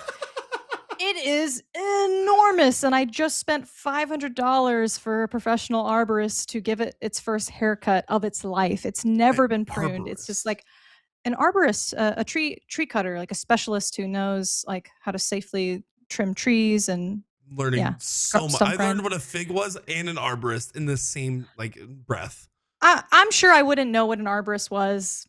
I just know because I'm a homeowner. But anyways, I have an amazing fig tree. I will bring you some when they ripen. You'll love it. Mine's got a green outer shell and it's got the same like pink flesh on the inside, but they're delicious, sweet. You've never had fig jam? No, the only exposure Oh, I've ever had to figs being a thing, and I did not even know it was actually like its own little like fruit. Is it a fruit? I yeah, assume it's a fruit. it's a fruit. The only reason I know that they exist is because I remember fig noons were like culturally relevant like 10 years ago. And like that's about as far as I've gotten with them. Like that, I didn't do any further research. I'm like, all right, sounds good with me. Fig Newtons. I thought it was just like a little like granola bar thing. Fig Newtons are named after a town in Massachusetts. Is that right? Something like that. It's I thought they something were named rather. after the fruit I just found out about. No, well, they have the fruit inside of them, but the Newton part. Anyway, okay. Not related to Isaac. Fig, not related to Isaac Newton. The fig for me is a change-up pizza. It's gonna go amazing with some like honey or a balsamic drizzle. I mean, dude, in New York, if you get like a fig, oh, it's so good. But yeah, if you just can't even imagine it, like I think it's gonna be hard for you to rate. I'm thinking I'm going to feed it to Will based off the picture. That's what I'm thinking. I'm It's like, so good. I like, Will, here's your jalapeno spam fig pizza. You can have that. So you're just excited about building him the most disgusting pizza down there, is all you're saying to me. No, I love him. Okay, I love him. He Dude, doesn't deserve Nick, it. what we should do, our next like bet where there's stakes, loser has to eat the pizza off the feed to Will list. Like it's all those ingredients put together. Bro. All right, you're in. Done. That's it. Chat, you heard it. Follow the non-existent Patreon if you want to watch that episode. Oh my God. Let's just Okay. go on OnlyFans. What are we doing? Okay. So if it's a change up, I mean, it's a fruit. I'll put it in the fruit tier of just I eat. All right. I'm fine with that. That's Jen Mounds special right there. Which leaf is this? This isn't spinach. What is that? Basil? That is You got fresh. so close to the I screen. can't see. I don't have my glasses on. That is fresh basil. No. It is. Yes. Ooh, margarita pizza #1 for me. It's all right. You know, like it's basil. It's just dude. You love a caprese salad, don't you? I don't know. I thought you loved basil. I do. No, I guess I'm not smart enough as a man to know what basil tastes like separately. I don't know. It's one of the best herbs there are. Oh my gosh. Okay, hear me out. Margarita pizza. Simply beautiful, thin crust, topped with tomato sauce, fresh mozzarella, fresh basil, gorgeous little drizzle of extra virgin olive oil, and just like a pinch of salt on that bitch. Fucking delicious every single time. Like, I think it was created in honor of Queen Margarita. This sounds like a wives' tale, but I think this is right, back in the late 1800s. So, yeah. And I think the red, white, and green toppings are supposed to represent the Italian flag, which that's just cool as hell, man. Or the Mexican flag tilted the other way. Yeah. Okay. For me, I'm going to say basil, tasty as fuck, but I'm okay if you put just No, it's fine. I just don't know what it does. You know, like I just really like if I had to say like, you know, like I go to the office, I can go to everyone's office in my job and tell you exactly what they do because I understand the job that they accomplish is a function in the corporate shareholder providing value machine. You know what I don't understand? What the hell Basil's doing? I don't have a problem with it. Like it's like that one dude named Steve in the back that like he still works there and you pay him because he's a little funny at the like company lunches. But other than that, you have no clue what his 9 to 5 is. That's what Basil is. All right, man. Agree to disagree. Now, garlic, the goat, might be definitively the best topping on pizza overall. It's just the best out of all the core things, like roasted garlic, onion, butter. It just doesn't get better than that. It's got to be the base for everything for a reason. Literally, like right there, like we put them all together. Like those three ingredients are like the unified go. A pizza with sauce, mozzarella, and garlic is still freaking delicious. And every other topping is just trying to get to that level. God, I want to make this pizza at the top. We can. Oof. We can just do that. That's actually that's the other part of the chat. So that's the other part. Yeah, winner has to eat the bottom pizza. The winner gets the nice pizza, and we make them together. yeah, that sounds perfect. Like fun. Okay. What next is up? We've got Nick. Are you serious? But it's an artichoke. That's an artichoke. Thank you. I also grow artichokes in my backyard. I'm gonna grill one for you with the beautiful like garlic lemon aioli to dip into and the melted butter. It's just incredible. Yeah. Artichoke hearts, a lot of people put them on pizzas. This is where I feel a little bit like your comment about prosciutto, where you feel like it just doesn't belong there. It's really good isolated from the pizza. That's how I feel about the artichoke. Like it gets overpowered or is overpowering, and it should be a separate flavor Yeah, profile for me. I like artichoke and anything else. I don't think I've ever had it on a pizza, and I don't want it there. I don't. So I would say it's Let's fine as see. a change up, but maybe it would be even down to if I have to, if I'm being honest. I think it belongs in the just I ate, because you can buy the jars of like kind of, briny like artichoke hearts, and like those are it's weird because I put artichoke hearts on for my wife. It's like a request of hers, and it's like funny that I'm just now realizing I don't like it. I'm just now realizing I've been habitually making this pizza. No. It's not a feat to will. It's not. No. It's not a feat to will dislike. It's if I had to, and I have to because I'm married to someone who loves them. So yes, that's the real definition of it right there. You coming to terms with your opinion on artichoke in real time. Guys, this isn't just like we're here recording the podcast. Like this is Jen will do this all the time, where she'll start saying her opinion because she feels like that should be her opinion, and then talk herself out of it by the end of the opinion. It's incredible. It's art. Yes, man. It's a psychological disease textbook problem that I need to deal with, that I need therapy for. Don't you encourage me, Nick? Yes, and okay. Are we talking actual mater slices here? Is that what we're? Yes. So I feel strongly negative about it as well. It's weird. You already have a tomato sauce, and I don't need bland ass, cold, wet, watery sliced tomatoes with no salt on them, blocking all my other shit. So yeah, that's a feed to will. Now, I will say there is one pizza ever that can get away with having actual like tomato piece on it, and they're diced. They're not slices. If you put slice of tomato, no, I'm saying bad words. Okay. But it's called like a mariachi beef pizza, and they have like tomato on it. And they make a really spicy sauce that's the baseline, and spicy sausage, and then there's like a piece of tomato, and it's really good at cutting that down. And that pizza is also topped with sour cream though. So like this is not a normal pizza. So this kind of goes exactly in line with, I said I don't want like classic Mexican flavors, and you just described a mariachi pizza. I think I stand by my statement. It genuinely sounds good. I want that to be in a taco or something. I don't want that to be on a pizza dough. Especially slices, get it out of here. You know, Will's getting a jalapeno tomato spam pizza. Dude, that sounds so gross and terrible. I think I could eat it. I think I could eat that whole pizza if I had to. Oh my God. The whole pizza? You don't just have to eat a slice? The loser has to eat the whole pizza. Nick, I can't eat a whole pizza. What are we doing here, man? I'll make a little one for the little guy. Okay. Because I'm glad we agree you're going to lose whatever the future bet is. We already are there. Damn it. Okay. Next up, we've got beautiful looking Greek olives. I think I meant to put in just black Kalamata olives because that's very superior to like canned normal black olives, but very high up on the list for me. I am an olive girl. How do you feel about it? I never thought I liked olives until the first time I had a Supreme Pizza as an adult, and I was like, "Oh, I just been missing out." And now I realize I like olives. I do think it's in tasty AF. Asterisk though, I really don't like it. Like it's a very strong topping that needs other ingredients around it. If it was a pizza that was served to me with only black olives on it, I would be sad. If I got a Supreme Pizza, I'm like yes, this is literally one of the best types of pizzas there are.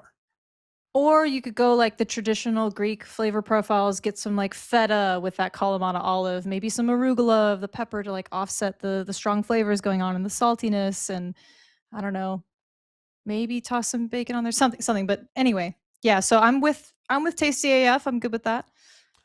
All right, I think we agree. Now this is arugula.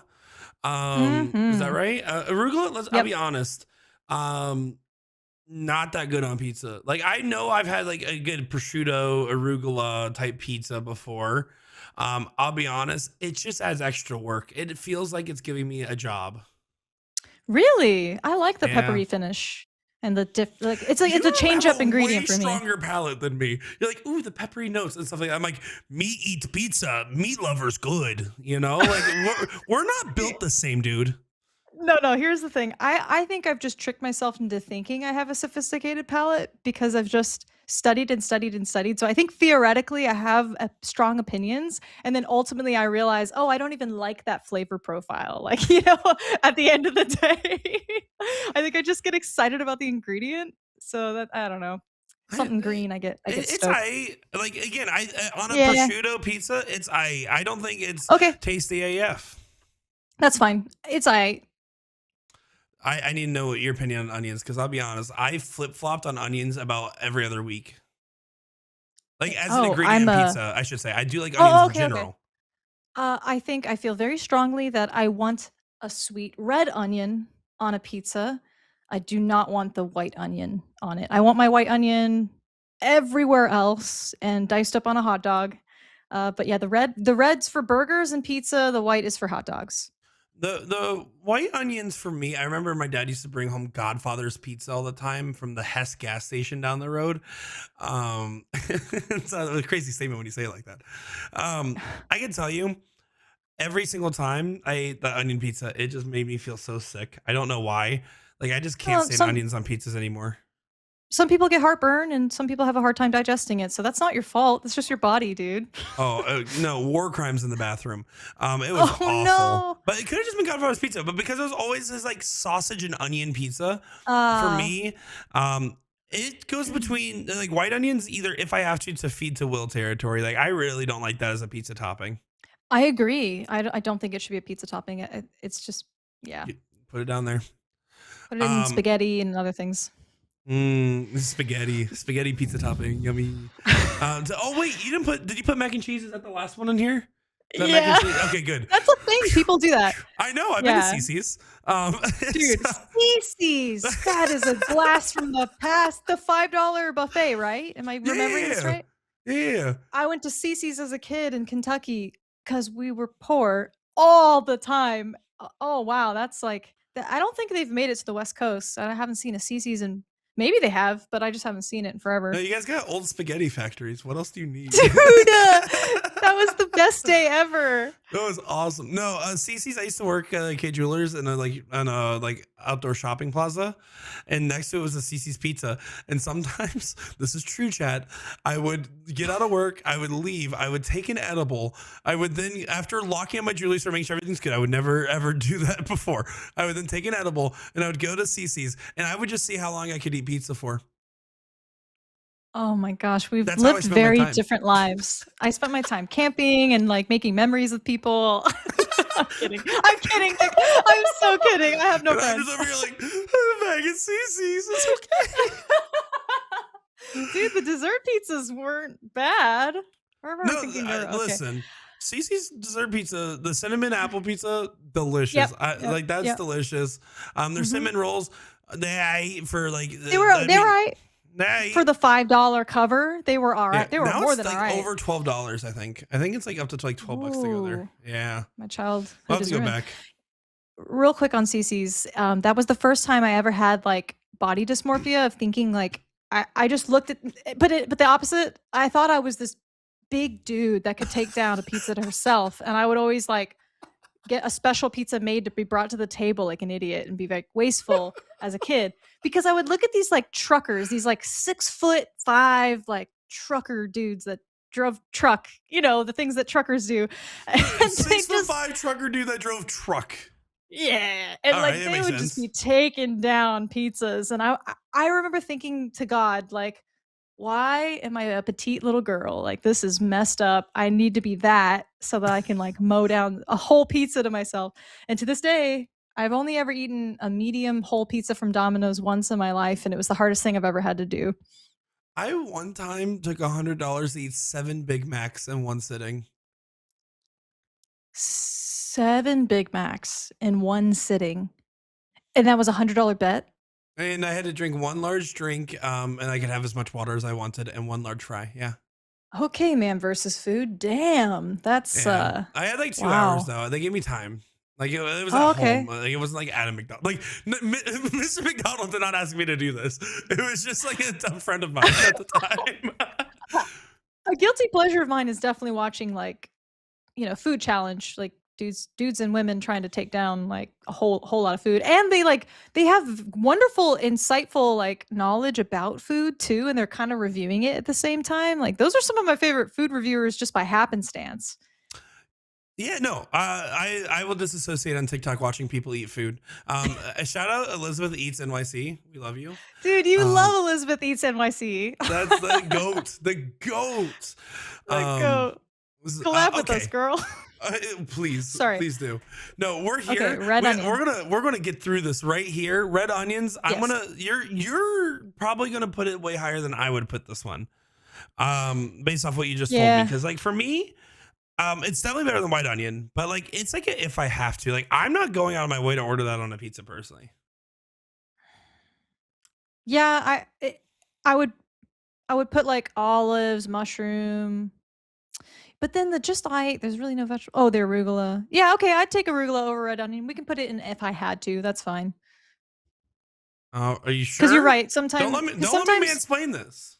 No. But here's the thing: is like if you can only have so many ingredients on a pizza, I wouldn't intentionally overcrowd the pizza with onion just because I wanted to. So that's why it's a. Yeah, if I had that to. Top tier, if that pizza had every one of those ingredients, I'd be happy.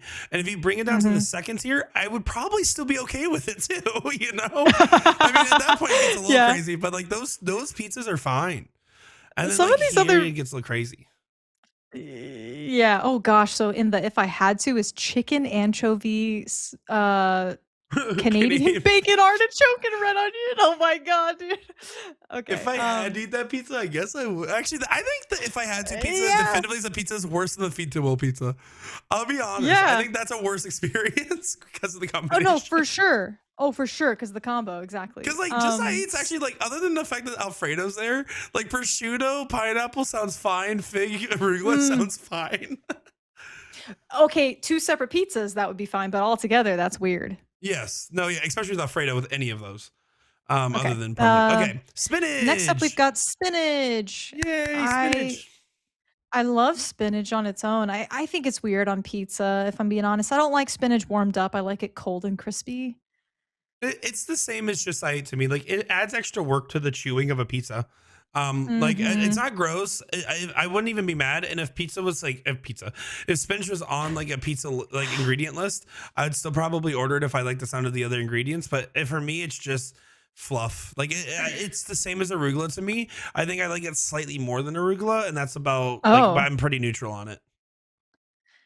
Let's see.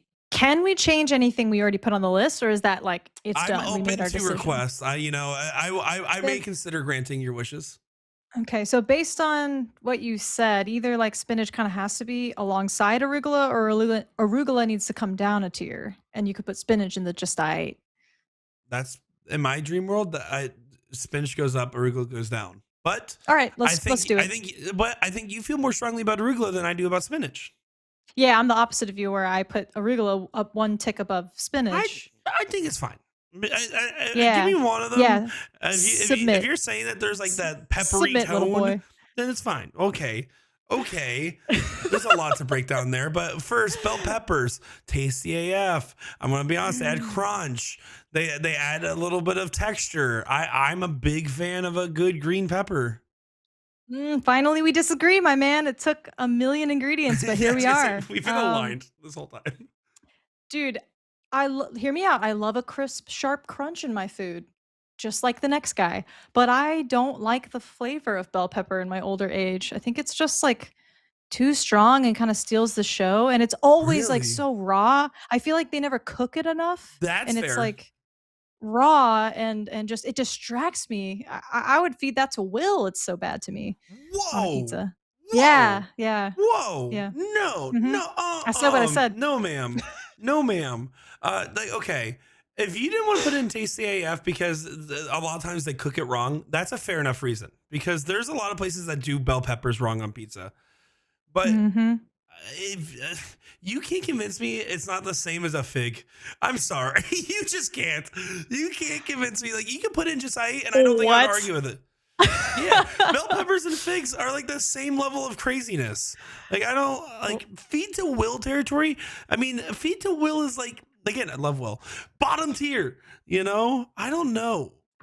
I literally had a backup light for that exact reason because I knew it would blow out. Anyways, As bell I like pepper, just I not even think bother turning on lights, by the way. I have like full shadowed face. it's okay. It's okay. Um, oof. It's a if I had to, then I would go up one tick, but you're in a just I camp if it's not cooked well. Is that how you're All feeling? right, all right, hold on. All right, you can have this, and if I have to, but now we are swapping these two. That That's that fair. that's That's my fair. only way I'm doing that. All right, man. That's Okay, fair. but broccoli we're feeding to Will, right? There's no way you're Dude, going to justify broccoli what on pizza. what's going on there? Like broccoli cheese, I get it, but Brazilians. why? Out of I, all I, the I I'm pretty sure it's Brazilian style pizza that does that. oh, I've seen it and I obviously researched it, but I don't get it, man. That's weird. I hope I'm right. One of my If favorite not, veggies. obrigado. Sorry. We're feeding that to Will. I agree. Yeah, no, great veggie. Terrible on pizza. Ranch. Mhm. Okay. So like, Get let's it like. in me. Get it in me. All day, every day. Don't even call it a dip. I don't want to hear it because if it's not a topping, then what's that barbecue sauce doing there? Tell me that, Nick. I already know what you were gonna say.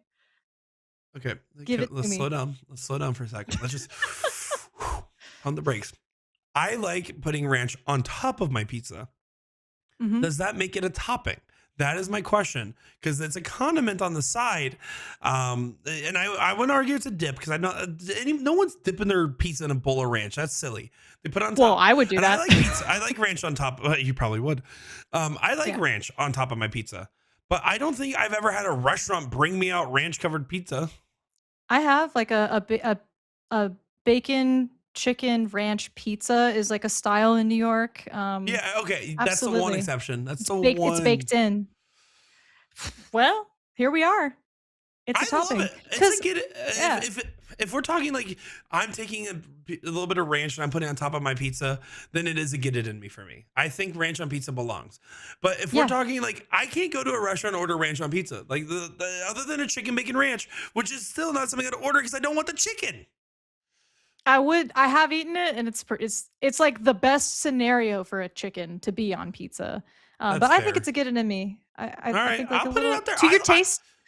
Add it to your taste, just like salt, and I do put Parmesan. ranch on my pizza, so like I'm Mhm. not gonna be the one that hates on you for that. And I'm also a big ketchup on pizza guy personally. Oh my I'm what? just I kidding. thought That's a that was a lie. joke. Total lie. Okay. Total lie. I just don't understand it. I've seen ketchup and mustard. I didn't have the heart to bring in some mustard into this conversation, but what is going on with the ketchup on I pizza? That's believe crazy. it has to be a Kansas thing.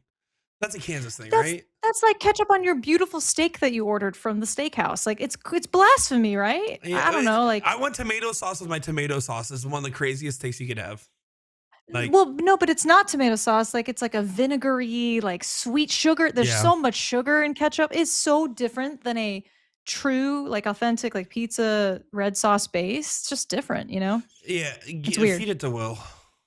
Yeah, feed it to Will. Um, Also barbecue sauce. Feel the exact same way about it. Yeah, Especially sweet baby rice, but like in general, the exact same yeah. way you described ketchup is how barbecue sauce is on pizza. Even a barbecue chicken pizza. Now, a barbecue chicken flatbread, different story. Completely different Why? story. Because I don't want the tomato sauce being an aspect. And I definitely don't want tomato sauce being replaced by Oh, barbecue sauce. But if you get a flatbread with just a little bit of cheese and you put some like okay. barbecue sauce as like an app, maybe. And again, still not what I'm going to order.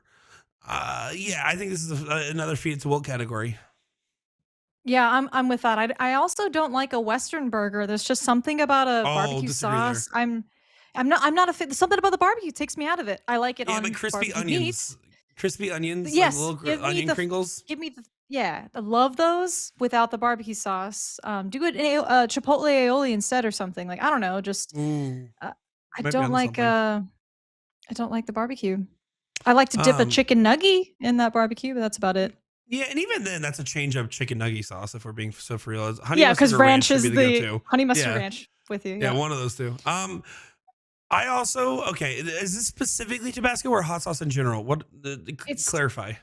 It's specifically Tabasco, which kind of blew my mind. I was like, Hmm. I can kind of understand certain hot sauces complementing certain things, but like Tabasco is like a diner. If I can mix it with ketchup and throw it on hash browns and eggs, sure, but it's never been my favorite. I do like Tabasco sometimes. It's not my go-to hot sauce, but like I actually don't mind. Like occasionally, if I just want to like sabotage my taste buds, it's great. Yeah. I'll be honest, it's more of a if I had to though. Like I don't if like someone handed me a sausage pizza or chicken pizza with hot sauce on top of it, I would still absolutely eat that. I think you're right. Yeah. I think it goes up Okay. there for me. Like it's Okay. I'm not ordering that, but like it's fine. Totally. Okay, I'm with you. All right, we're in the home stretch. I We are. read Heinz beans goes on pizza, and There's no I way the bullhitters sort would of, approve of this. dude, I don't know because beans on toast is delicious. Those specific Heinz tomato beans on toast is so good. Barbecue pork beans, whatever, terrible on bread. But yeah, I don't know. I've never You're had telling it. me these goddamn UK European folks go up and say, all right, what if we had beans on bread? And then they were like, what if we were Icarus and got even closer to the sun by putting beans on different other breads? No, gotta draw the line somewhere. Nick, Ridiculous. do I think it's gonna be really good on a pizza? No, but would I try it? Yeah, hell yeah. I'd try that. I would try it. I would try most things 7 times, Jen. And I will tell All right. you, I would try it. Okay. It's a if I had to, then I think we can agree. Yeah, I would try that. Okay, but by that logic, I would probably try Spam on pizza. Nope. I'm over Spam. I'm done. All right, fine. Done. We'll leave that one. Now, honey, tasty AF. Like Tasty so good. AF. So good. Hot honey, spicy honey, sweet honey, whatever. Yeah. It just depends on what it's going with. So good. The first time I had honey and pizza, I was like, oh, I've been living life wrong. Like it changed me a little bit. Yeah. Changed me. Honey with brie is just so good, and like some raspberries or blueberries. Oh. Anyways, now, is this pesto? This is pesto. I was struggling to find a good image. That's a basil pesto, by the way, but for the sake of argument. Basil and tomato pesto we're considering here, or are we just considering basil? No. Just a pesto, specifically. I don't know why that's like a common thing, evidently, but I don't recall eating a pesto pizza. I think I've seen it once. I'll put it in I like I don't know. Yeah. I nothing about that sounds wrong, you know? Like I'm good with that. It's I. It's I. It's I. What is this? All right. I don't know what that is. This is a gorgeous balsamic vinegar that goes beautifully with a honey, brie as well, arugula, goat cheese. I think it's like that kind of camp. Just a drizzle, just a little drizzle, just like extra virgin olive oil. It's pretty darn good, but I'm gonna put in the just I because it kind of goes along with the fig line. It's a change up topping for sure. All right, I'll agree with that because I don't have enough opinion on what looks to be the alien goop. Wait, you never had oil, balsamic vinegar, and dip your bread in it? But that particular one looks like alien goop. That's meant to be representative. Balsamic vinegar? That's a big word for Elmo. That's one of my favorite clips. Okay, like I am here for that part. No, Okay. no. All right. It's fine. Here we are. We've made it to the end. I can't believe we did it. It took us forever. But yeah, we saw this for like 15 minutes in our show run. This is the show. An hour. Yeah. By the way, this one segment was an hour and 5 minutes long. Oh my god. We sidebarred. We sidebarred a lot, but we have landed on the piece de resistance, a good old creamy mac and cheese. I have never seen the likes of that on a pizza. Have you? Yeah, Cece's Pizza. Oh, that's right. We just went over this. We did that whole thing. See, I'll be honest. It's fine. Like, if I had to, I would eat it if I was at a children's birthday party and it was there. I don't think I would go and order it.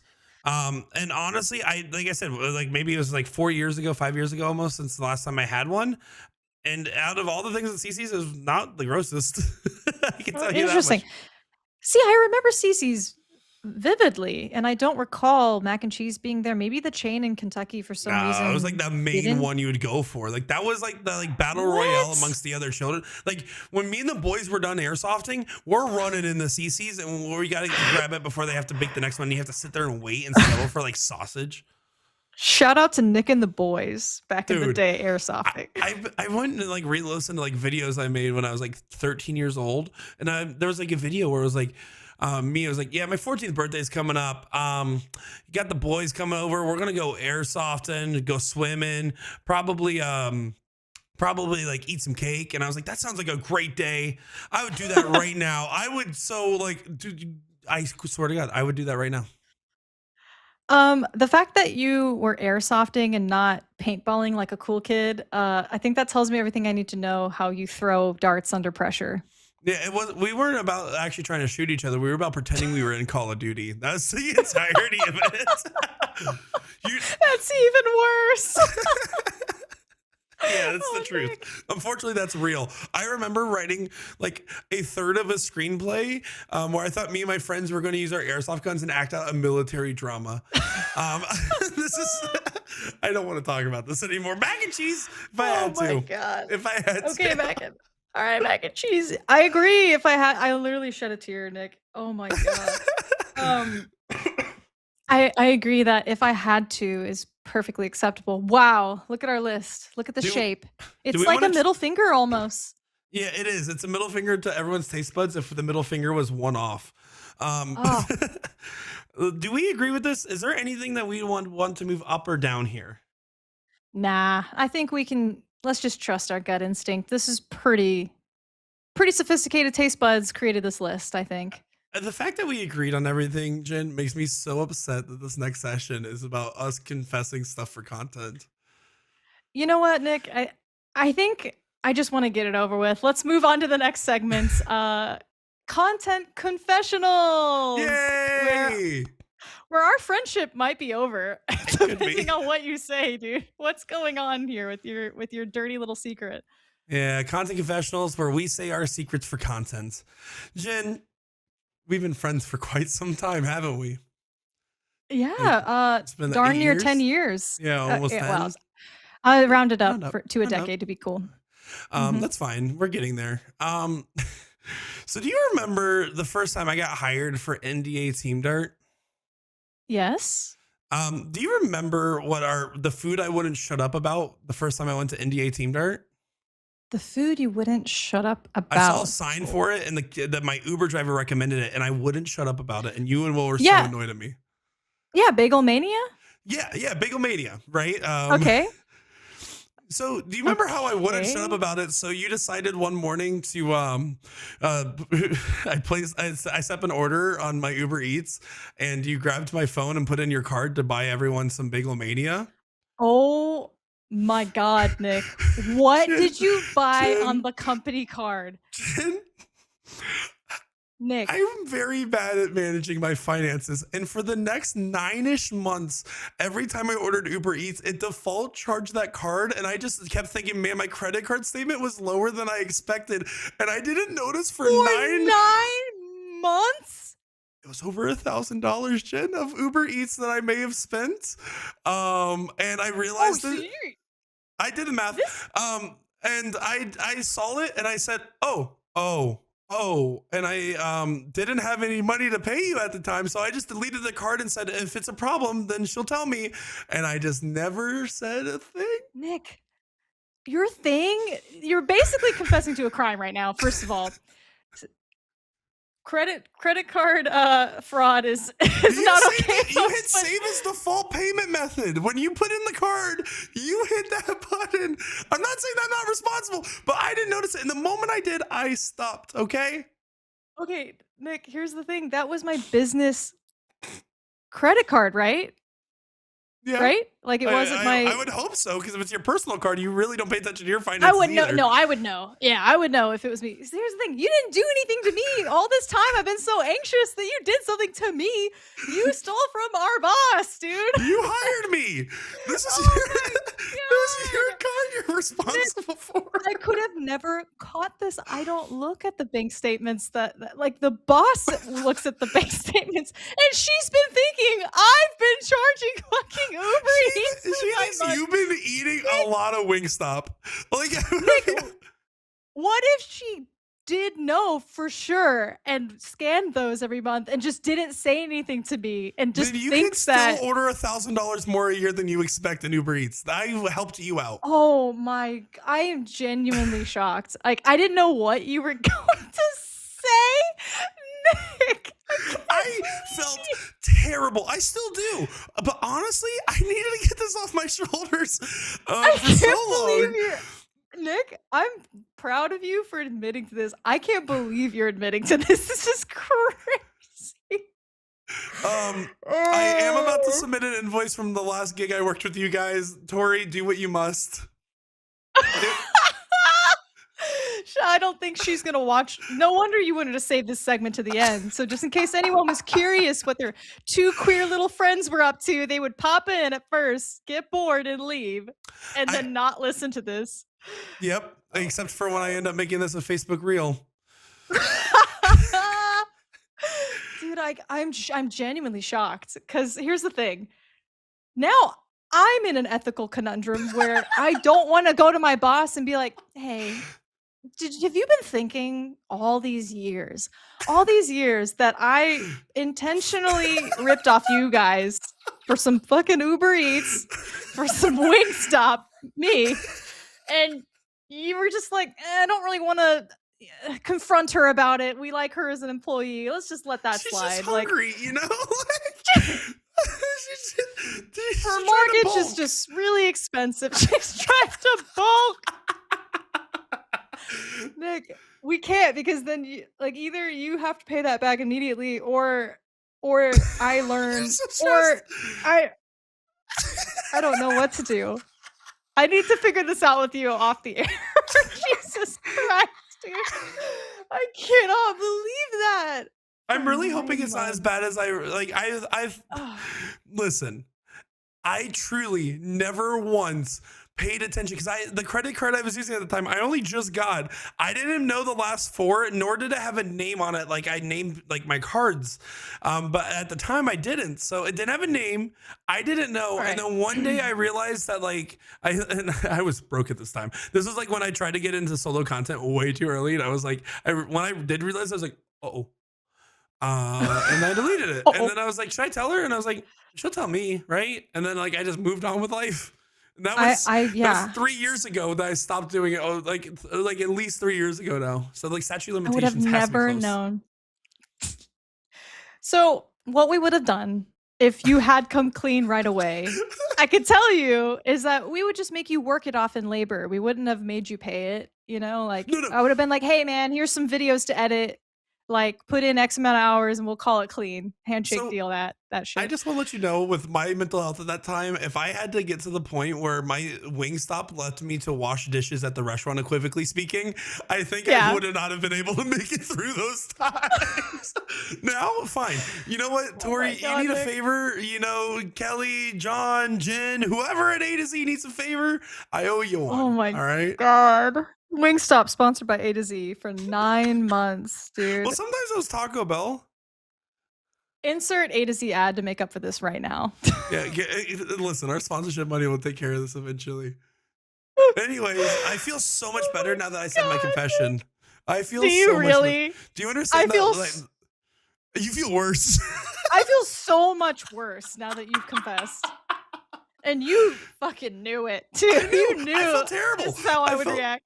I feel terrible. And that's why I kept trying to like warn you, like, it's not good. Okay, my turn? Please, I go can't ahead. follow that up. I can't. See, here's the thing. I just had this anxiety, like I mentioned before, that Nick's thing was going to be so bad that no matter what I said, it would not compare to it on an ethical level, nor would it compare to it on a hilarious level. And I was right. 2 for 2. Whatever, all skeletons in my closet don't come close to that. Well, I don't know. Maybe I will say the genuine thing that I'm most guilt-ridden about in my life, because like I came to this podcast prepared to do that because I knew yours was going to be such a baller move. First, let's just get it out of the way that Nick jokingly said happy 40th birthday to me because he's a dick. And like nobody really got that it was a joke. And I was like, wow, that's amazing. Let's see if I do it. If I say it's my 40th birthday, how many people will be like, nah, that's crazy? No one. Absolutely. I'm 34 years old and nobody was like, girl, you're crazy. Everyone was just like, oh, you kind of look like you're in your mid 30s. I'm like, bitch, I am in my mid 30s. That's why I look like that. That's correct. Oh, that was hilarious, dude. Thousands of people here. I have to like look it up. Like thousands of people were exposed to that. Not a one gave me some pushback on it. I mean, there was plenty of people being like, really 40? But no one was just flat out like, you couldn't tell the difference between the people that were just saying that like really 40, like being like fun, haha, like you like, and versus no, actually like really 40, you know? Okay, here Please give us the analytics. numbers here. Give us the analytics on you turning 40. 33,689 fucking people did come into that post and be like, bitch, you're not 40. Not one of you motherfuckers. What the hell? What the hell, guys? I made a little bit of money off that post at least, so I can help with Nick's debt.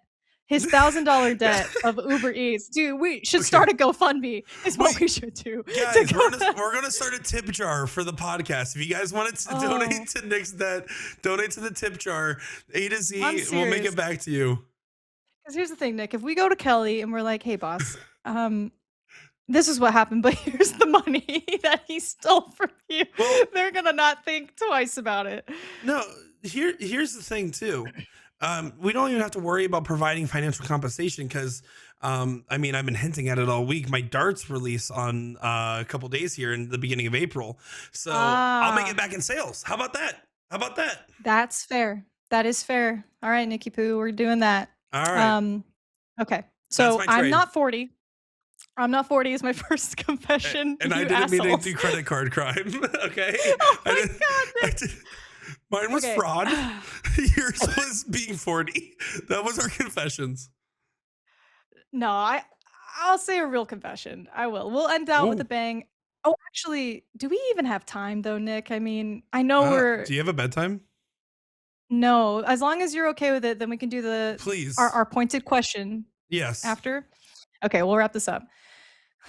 When I was in college, I was still closeted. And it wasn't safe for me to be out and proud like I am today. So that's obviously not everyone's story. Clearly. We're both so out there. So out. Yeah. Hugh Ware, watch out. Okay. Yeah. Tops and tails. Yeah. This is going to be the queerest podcast you've ever seen. Yeah. We almost talked about darts once this episode. Yeah. Yeah. Hugh, we're coming for you, man. Oh my God. Okay. So it wasn't my circumstance that I could come out to my family. And so I was closeted.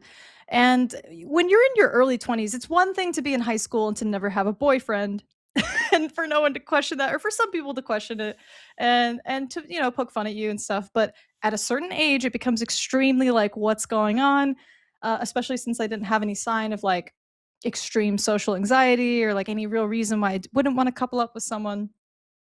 And so as a young 20-year-old in college, I just eventually kind of cracked and caved into like dating guys specifically on 3-month cycles because unfortunately there was something really odd about exactly at 3 months. Any standard man is like, why aren't we having sex? And so we would have to break up and I would start the cycle over again. And it wasn't like I was intentionally looking for anyone, like I needed a beard. Well, someone who didn't know they were a beard is what I feel extraordinary guilty about to this day. There was just something about it, like every 3 months. And I got to the point where it's just anyone that was interested in me, I would just say yes to and start dating. And there was a point where I was like talking to, like I had 3 situationships going on at once. Okay. And this is all in the guise of just throwing off my mom, like throwing off my family. And for the record, I was proven correct when I was outed that it was not a good idea to come out to my family. But anyway, nobody cares. So back to the story of I care.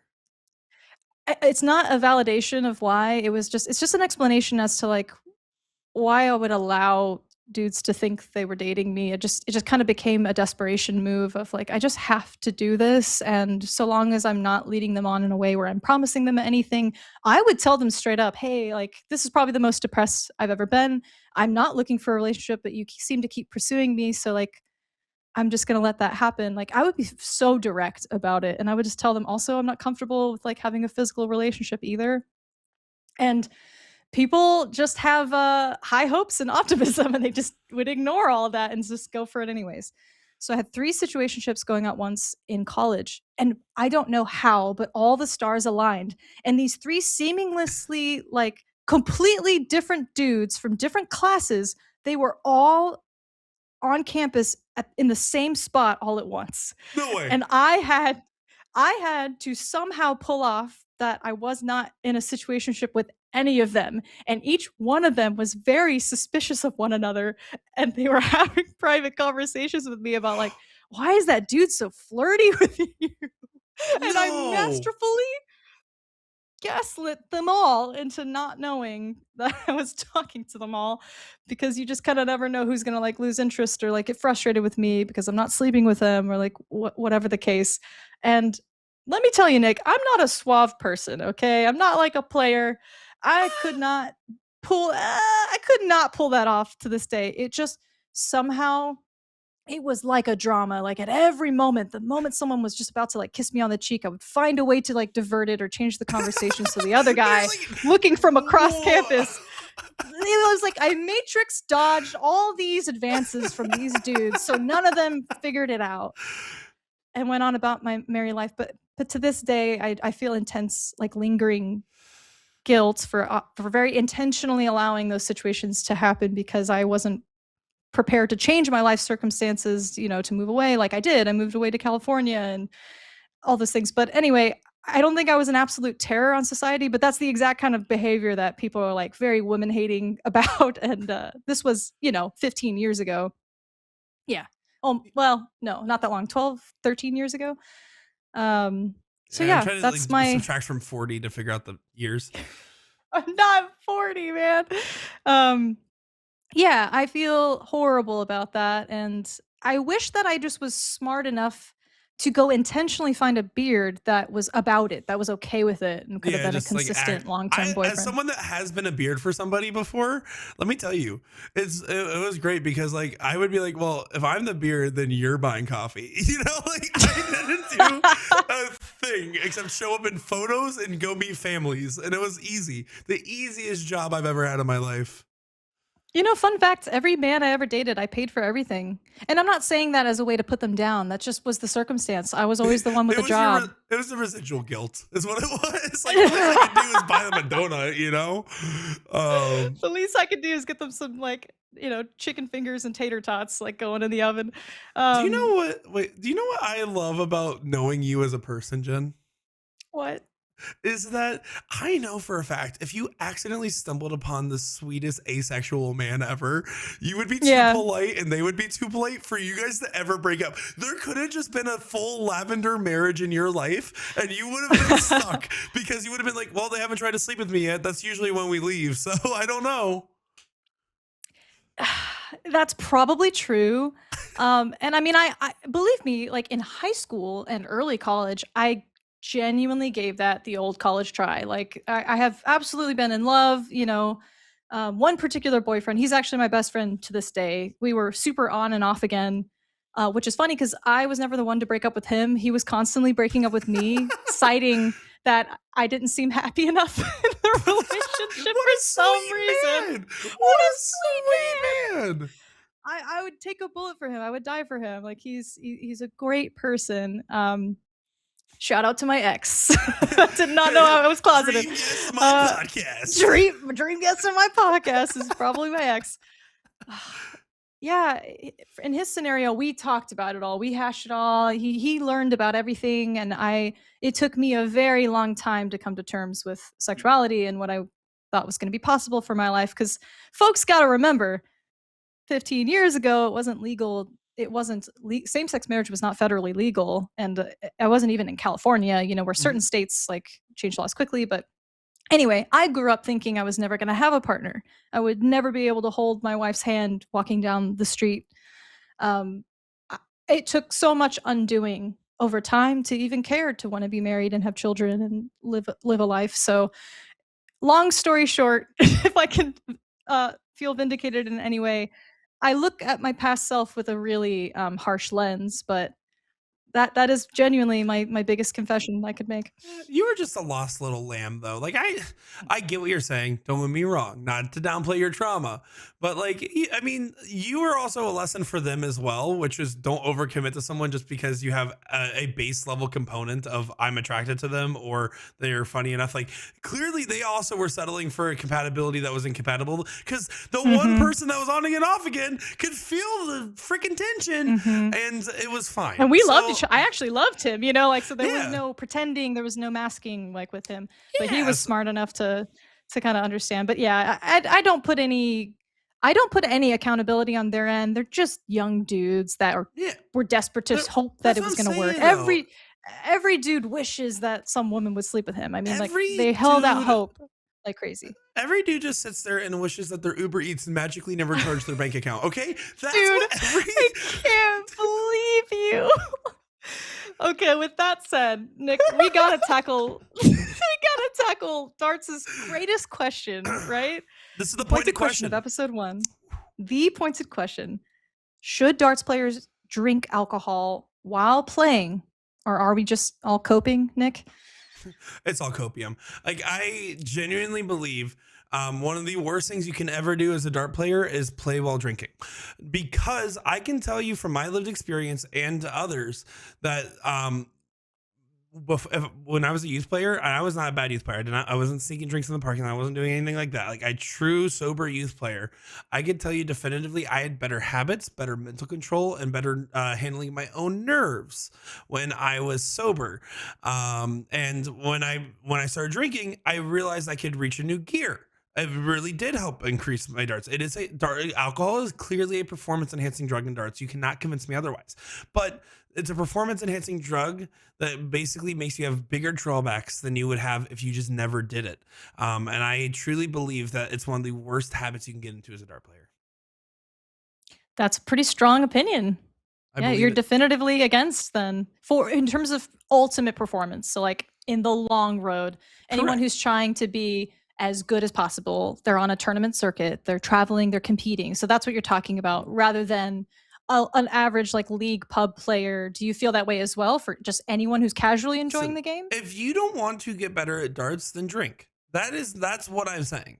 The players that drink and play darts typically struggle, and players that quit drinking and continue playing darts also struggle.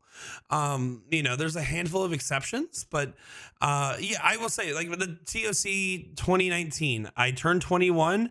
I discovered vodka cranberry, and it was the coolest thing ever. Like that was delicious.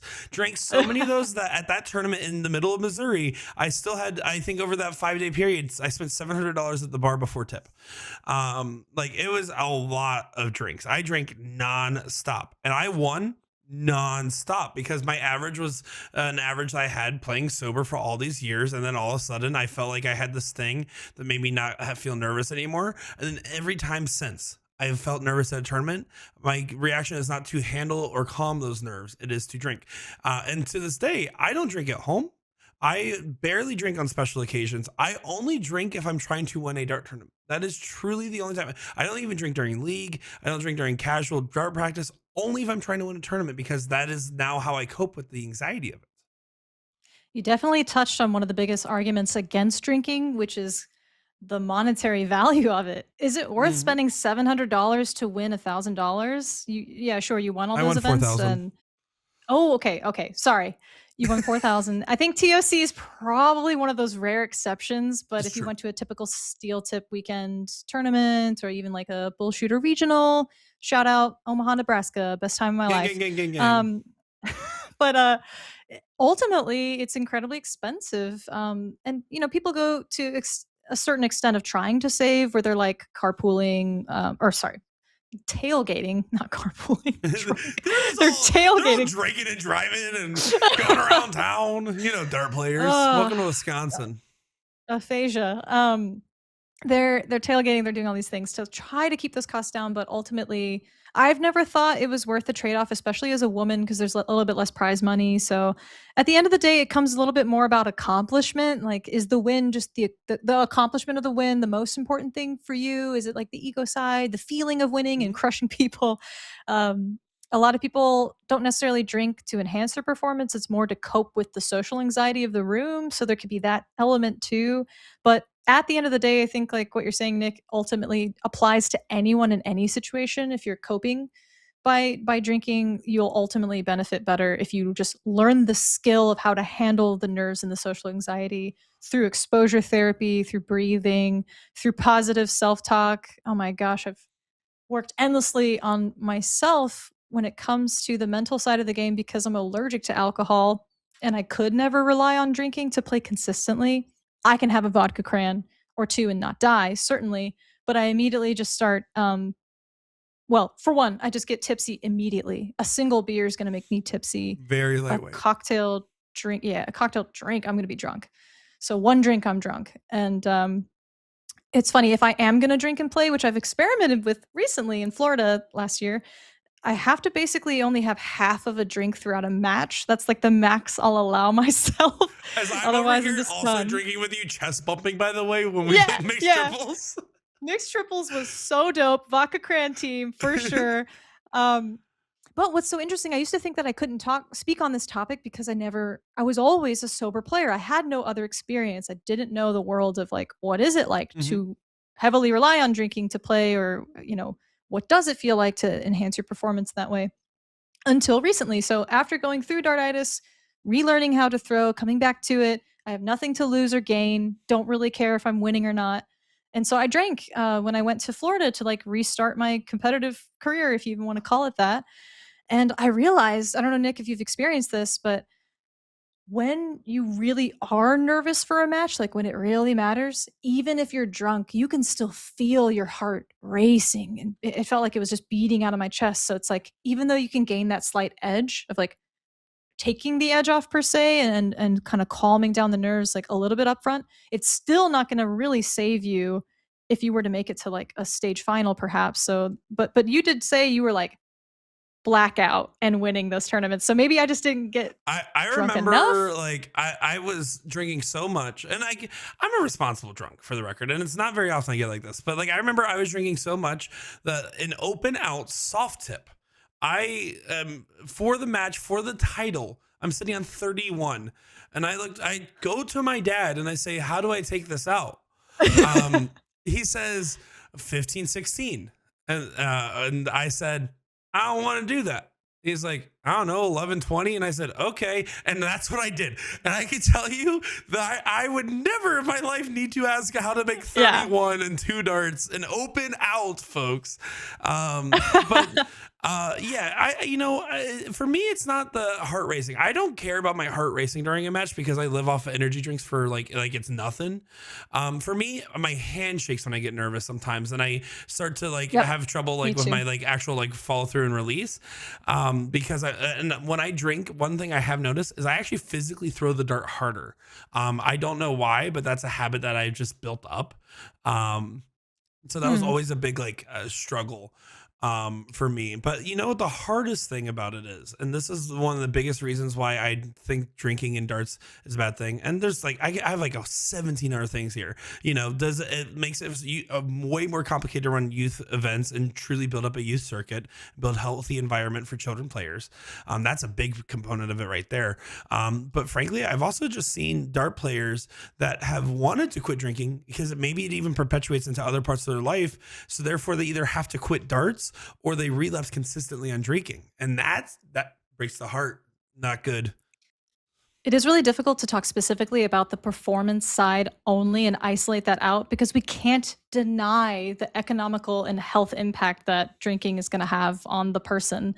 And it's really hard because darts is a social outlet for drinking. I love that aspect of it. I can't deny that it makes it so much more fun. The social bonding and bar culture that we all grew up on. I started playing when I was 21. So, like, at the very least, I'm having a Coors Light, to support the bar that I'm throwing league at. And just that feeling of like being with people, buying shots for others, just all of that. It's kind of hard to decide where's the slippery slope of like the slight performance aid and the complete entire reliance. And then, like you said, now it's spilling over into your everyday life where Yeah. you can't even break the habit because darts is your number one passion.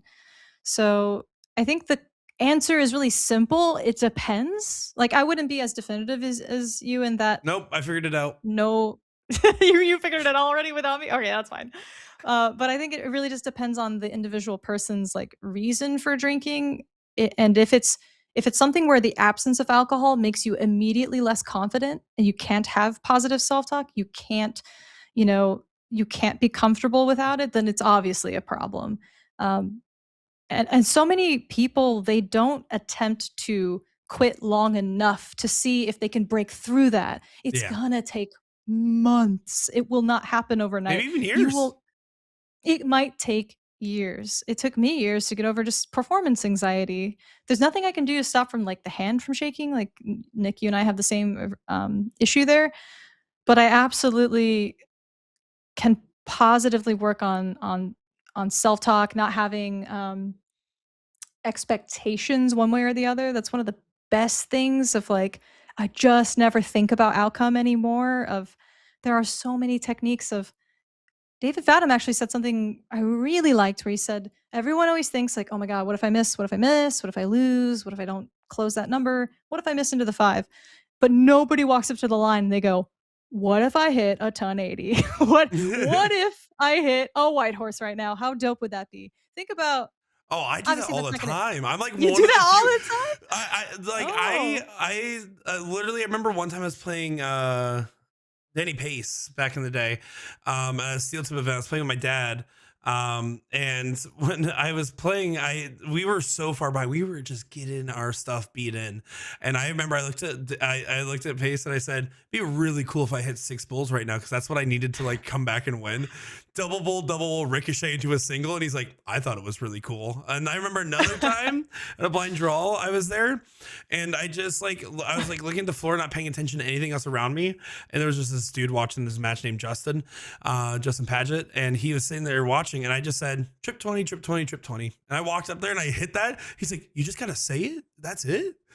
Yeah. Positive manifesting does work. I am wholeheartedly here for this energy. Yeah, it to me it correlates to like, do I even trust my throwing mechanics? Do I trust that I was well practiced coming into this place? Like, do I have confidence? It's a lot of times it's a really simple answer, and if you go up there assuming you're gonna miss, it's like riding a motorcycle. Like, the first thing they teach you is where you look is where you're gonna go, and it's so much like that. How you think is what's gonna happen a lot of times. If you think about outcome, that outcome is going to happen. You almost can't help it. Like, your vision almost like looks a little bit to the five. Or Mhm. I can't tell you how many times I was going for a hat trick and my eyes kind of like just zoom out and defocus, and I'm looking a little bit past the bowl rather than at the center dot or the very center of the bowl. Uh, just lazy mentality all the time, or negative mentality. There's an infinite amount of things that you need to do to course correct from drinking. So I find it harder to just be like, everyone quit immediately. It's what's better for you. There's a genuine like program that people need to go through as darts players to detox from that and learn what to think when they're sober and how to handle the nerves. It's really difficult. So the answer to today's pointed question is, it's probably fine, but also just don't do it. But also it's probably fine, but really you shouldn't do it. And that's the answer. I think that's the final answer. It has to be, because if you just look at the data, how many truly sober players at the tip top of their game can you name? In America, it's Alex Spellman, Jason Brandon, Jeff Springer Jr. Those are the only three I can think of. Nikki Me, Hinshaw is one of them. For female cool. side, yeah, it's only a handful. I don't think Paula Murphy drinks, if I'm being honest. I don't think I've ever seen her drink. Yeah. Okay. Yeah, I didn't know that. That's a great shout. I don't know if that's true or not. I guess I assume it's true. I can't recall a time out of all my years of being at Florida tournaments where I've recalled her getting a drink. Yeah. And then when you talk about people that have had so many years of like mentality, like practicing their mentality just as much as their physical game, like Paula's got to be one of those examples of she's so good because she's been not only developed her form and mechanics, she's proven to herself time and time and time again she can hit those exact shots in those exact scenarios and knows every single person she's ever played and has played them many times in the finale. So experience and exposure therapy goes so much further than like a performance enhancer that you're dependent on or reliant on. And then overseas, I can only think like Luke Humphreys, a self-proclaimed sober player. I can't even think of another person. Hopefully Littler was at first. Like legally speaking, not now who knows? though. No, Not now. I don't think he ever was. No, that's fair. Yeah, and I can tell you, we know plenty of overseas players behind the scenes that are absolute alcoholics. Like, I mean, completely so. We're not going to name drop anybody. It's who you think it is. But it's bad. So if you love your wives and children and husbands, just don't drink. Easy. Look, Nick, I agree with you. I just want to play devil's advocate of it's so unrealistic.